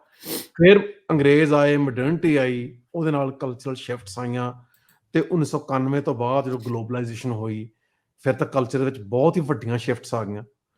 ਹੁਣ ਇਹ ਕਲਚਰਲ ਟਰਾਂਸਫਾਰਮੇਸ਼ਨਸ ਟਾਈਮ ਤੇ ਹੁੰਦੀਆਂ, ਉਹਨਾਂ ਦੀਆਂ ਫਿਲੋਸੋਫੀਕਲ ਫਾਊਂਡੇਸ਼ਨਸ ਆ, ਤੇ ਜਿਹੜੀਆਂ ਵੱਖੋ ਵੱਖਰੀਆਂ ਫਿਲੋਸੋਫੀਕਲ ਮੂਵਮੈਂਟਸ ਆ, ਉਹ ਜੁੜੀਆਂ ਹੋਈਆਂ ਵੱਖੋ ਵੱਖਰੀਆਂ ਕੌਮਾਂ ਨਾਲ, ਵੱਖੋ ਵੱਖਰੀਆਂ ਧਿਰਾਂ ਨਾਲ। ਸੋ ਫਿਲੋਸੋਫੀਕਲ ਮੂਵਮੈਂਟਸ ਦੇ ਪਿੱਛੇ ਕੋਈ ਨਾ ਕੋਈ ਕਲਚਰਲ ਇੰਪੀਰੀਅਲਿਜ਼ਮ ਹੁੰਦਾ, ਜਿਹਦਾ ਖਾਸ ਖਿੱਤੇ ਦੇ ਲੋਕਾਂ ਦੇ ਉੱਤੇ ਰਾਜ ਕਰਕੇ ਉਹਨਾਂ ਦੀ ਹਸਤੀ ਨੂੰ ਆਪਣੇ ਵਿੱਚ ਜਜ਼ਬ ਕਰਨ ਦਾ ਏਜੰਡਾ ਹੁੰਦਾ। ਸੋ ਇਹ ਦੋਨੋਂ ਕੋਰਸ ਆ ਜਿਹੜੇ ਇਤਿਹਾਸ ਦਾ ਕੋਰਸ, ਇਤਿਹਾਸ ਦੀ ਫਿਲੋਸੋਫੀਕਲ ਇੰਟਰਪ੍ਰੀਟੇਸ਼ਨ ਰਾਹੀਂ ਇਹਨਾਂ ਚੀਜ਼ਾਂ ਦੀ ਵਿਆਖਿਆ ਕਰੂਗਾ। ਮਹਿਬੂਬ ਸਾਹਿਬ ਦੀ ਕਿਤਾਬ ਜਿਹੜੀ ਹੈ ਉਹ ਹੈ ਹੀ ਫਿਲੋਸੋਫੀਕਲ, ਕਿ ਜੇ ਤੁਸੀਂ ਫਿਲੋਸਫੀ ਨਾਲ ਆਪਣੇ ਪੱਧਰ ਤੇ ਐਨਗੇਜ ਨਹੀਂ ਕਰਦੇ, ਫਿਲੋਸਫੀ ਕਿਤੇ ਨਹੀਂ ਜਾਣੀ। ਉਹਨੇ ਤੁਹਾਡੀ ਜ਼ਿੰਦਗੀ ਦੇ ਅਰਥ ਜਿਹੜੇ ਆ ਆਪਣੇ ਹਿਸਾਬ ਨਾਲ ਨਿਸ਼ਚਿਤ ਕਰਦੇ ਰਹਿਣਾ। ਫਿਲੋਸਫੀ ਨੂੰ ਅਵੋਇਡ ਕਰਨਾ, ਉਹ ਤੋਂ ਐਸਕੇਪ ਕਰਨਾ ਕਿਸੇ ਵੀ ਕੌਮ ਲਈ, ਕਿਸੇ ਵੀ ਧਿਰ ਲਈ ਆਪਸ਼ਨਲ ਨਹੀਂ। ਸੋ ਫਿਲੋਸਫੀ ਨਾਲ ਜਿਹੜੀ ਫਸਟ ਹੈਂਡ ਐਨਗੇਜਮੈਂਟ ਹੈ ਉਹ ਹਰ ਕਿਸੇ ਦੀ ਲੋੜ ਹੈ।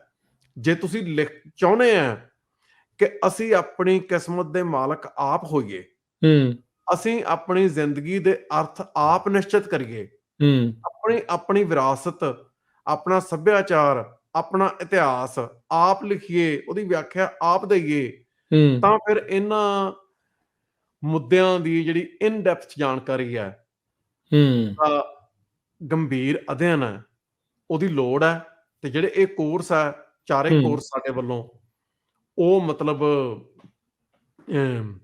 ਇਹਨਾਂ ਦੇ ਮਤਲਬ ਇਸ ਦਿਸ਼ਾ ਦੇ ਵੱਲ ਜਿਹੜੇ ਸਾਡੇ ਯਤਨ ਹੈ, ਤੇ ਉਹ ਸਾਨੂੰ ਅਸੀਂ ਪਿਛਲੀ ਸਮਰ ਦੇ ਵਿੱਚ ਸੰਸਥਾ ਸ਼ੁਰੂ ਕੀਤੀ ਸੀ, ਤੇ ਹੁਣ ਤੱਕ ਅਸੀਂ ਜਿਵੇਂ ਕਾਫੀ ਕੋਰਸ ਦੇ ਚੁੱਕੇ ਹਾਂ, ਜਿਵੇਂ ਅੰਡਰਸਟੈਂਡਿੰਗ ਮੋਡਰਨਿਟੀ, ਇੰਟਰੋਡਕਸ਼ਨ ਟੂ ਸਿੱਖੀ, ਅੰਡਰਸਟੈਂਡਿੰਗ ਹਿੰਦੂਤਵਾ, ਸਿੱਖੀ ਤੇ ਸਨਾਤਨਵਾਦ, ਦੀਰਘ ਅਧਿਐਨ, ਸਿੱਖ ਡਾਇਸਪੋਰਾ, ਤੇ ਮਤਲਬ psycho spiritual history of Punjab, ਉਹ ਸਾਰੇ ਜਿਹੜੇ ਕੋਰਸ ਹੈ, ਉਹਦੇ ਸਾਨੂੰ ਸਾਡੀ ਆਸ ਤੋਂ ਬਹੁਤ ਭਰਵਾਂ ਹੁੰਗਾਰਾ ਮਿਲਿਆ। ਤੇ ਜਦੋਂ ਅਸੀਂ ਲੋਕਾਂ ਨਾਲ ਗੱਲ ਕਰਦੇ ਹਾਂ, ਉਦੋਂ ਸਾਨੂੰ ਤਾਂ ਵੀ ਮਹਿਸੂਸ ਹੁੰਦਾ ਹੈ ਕਿ ਹਜੇ ਹੋਰ ਲੋਕਾਂ ਨੂੰ ਇਹਦੇ ਬਾਰੇ ਦੱਸਣ ਦੀ ਲੋੜ ਹੈ। ਤੁਹਾਡੇ ਰੇਡੀਓ ਪ੍ਰੋਗਰਾਮ ਨੇ ਸਾਨੂੰ ਇਹ ਮੌਕਾ ਦੇ ਕੇ ਹੋਰ ਲੋਕਾਂ ਤੱਕ ਗੱਲ ਜਿਹੜੀ ਪਹੁੰਚਾਉਣ ਦੀ ਕੋਸ਼ਿਸ਼ ਕੀਤੀ। ਜਿਹੜੇ ਕੋਰਸ ਆ ਉਹ ਬੜੀ ਕਾਮਯਾਬੀ ਨਾਲ ਚੱਲ ਰਹੇ ਆ, ਤੇ ਉਹਦੇ 'ਚ ਬਹੁਤ ਭਰਵੀਆਂ ਤੇ ਮੀਨਿੰਗਫੁਲ ਡਿਸਕਸ਼ਨਸ ਹੁੰਦੀਆਂ। ਸੋ ਸਾਰਿਆਂ ਨੂੰ ਬੇਨਤੀ ਹੈ ਕਿ ਜਿਹੜੀ ਇਹ ਸੰਸਥਾ ਹੈ, ਇਹ ਤੁਹਾਡੇ ਸਾਰਿਆਂ ਦੇ ਸਹਿਯੋਗ ਨਾਲ ਹੀ ਸ਼ੁਰੂ ਹੋਈ ਹੈ, ਸਹਿਯੋਗ ਨਾਲ ਹੀ ਚੱਲਣੀ ਹੈ। ਸੋ ਜਿਨ੍ਹਾਂ ਦੀ ਵੀ ਦਿਲਚਸਪੀ ਹੈ, ਵੱਧ ਤੋਂ ਵੱਧ ਇਹਨਾਂ ਕੋਰਸਿਸ ਦੇ ਵਿੱਚ ਐਨਰੋਲ ਕਰਨ ਦੀ ਕੋਸ਼ਿਸ਼ ਕਰੋ। ਮਿਹਰਬਾਨੀ। ਬਹੁਤ ਧੰਨਵਾਦ ਪ੍ਰਭ ਸ਼ਰਨਦੀਪ ਸਿੰਘ ਜੀ। ਤੇ ਆਉਂਦੇ ਸਮੇਂ ਦੇ ਵਿੱਚ ਫਿਰ ਜਿਹੜੇ ਕੋਈ ਹੋਰ ਅਗਲੇ ਕੋਰਸਿਸ ਜਾਂ ਵੈਸੇ ਆਪਾਂ ਕੋਈ ਸਿੱਖ ਹਿਸਟਰੀ ਜਾਂ ਕਿਸੇ ਹੋਰ ਐਂਗਲਸ ਤੋਂ ਵੀ ਗੱਲਬਾਤ ਜਿਹੜੀ ਉਹ ਕਰਦੇ ਰਵਾਂਗੇ। ਸਮਾਂ ਕੱਢਣ ਦੇ ਲਈ ਬਹੁਤ ਧੰਨਵਾਦ, ਤੇ ਇਜਾਜ਼ਤ ਲੈਂਦੇ ਹਾਂ। ਵਾਹਿਗੁਰੂ ਜੀ ਕਾ ਖਾਲਸਾ, ਵਾਹਿਗੁਰੂ ਜੀ ਕੀ ਫਤਿਹ।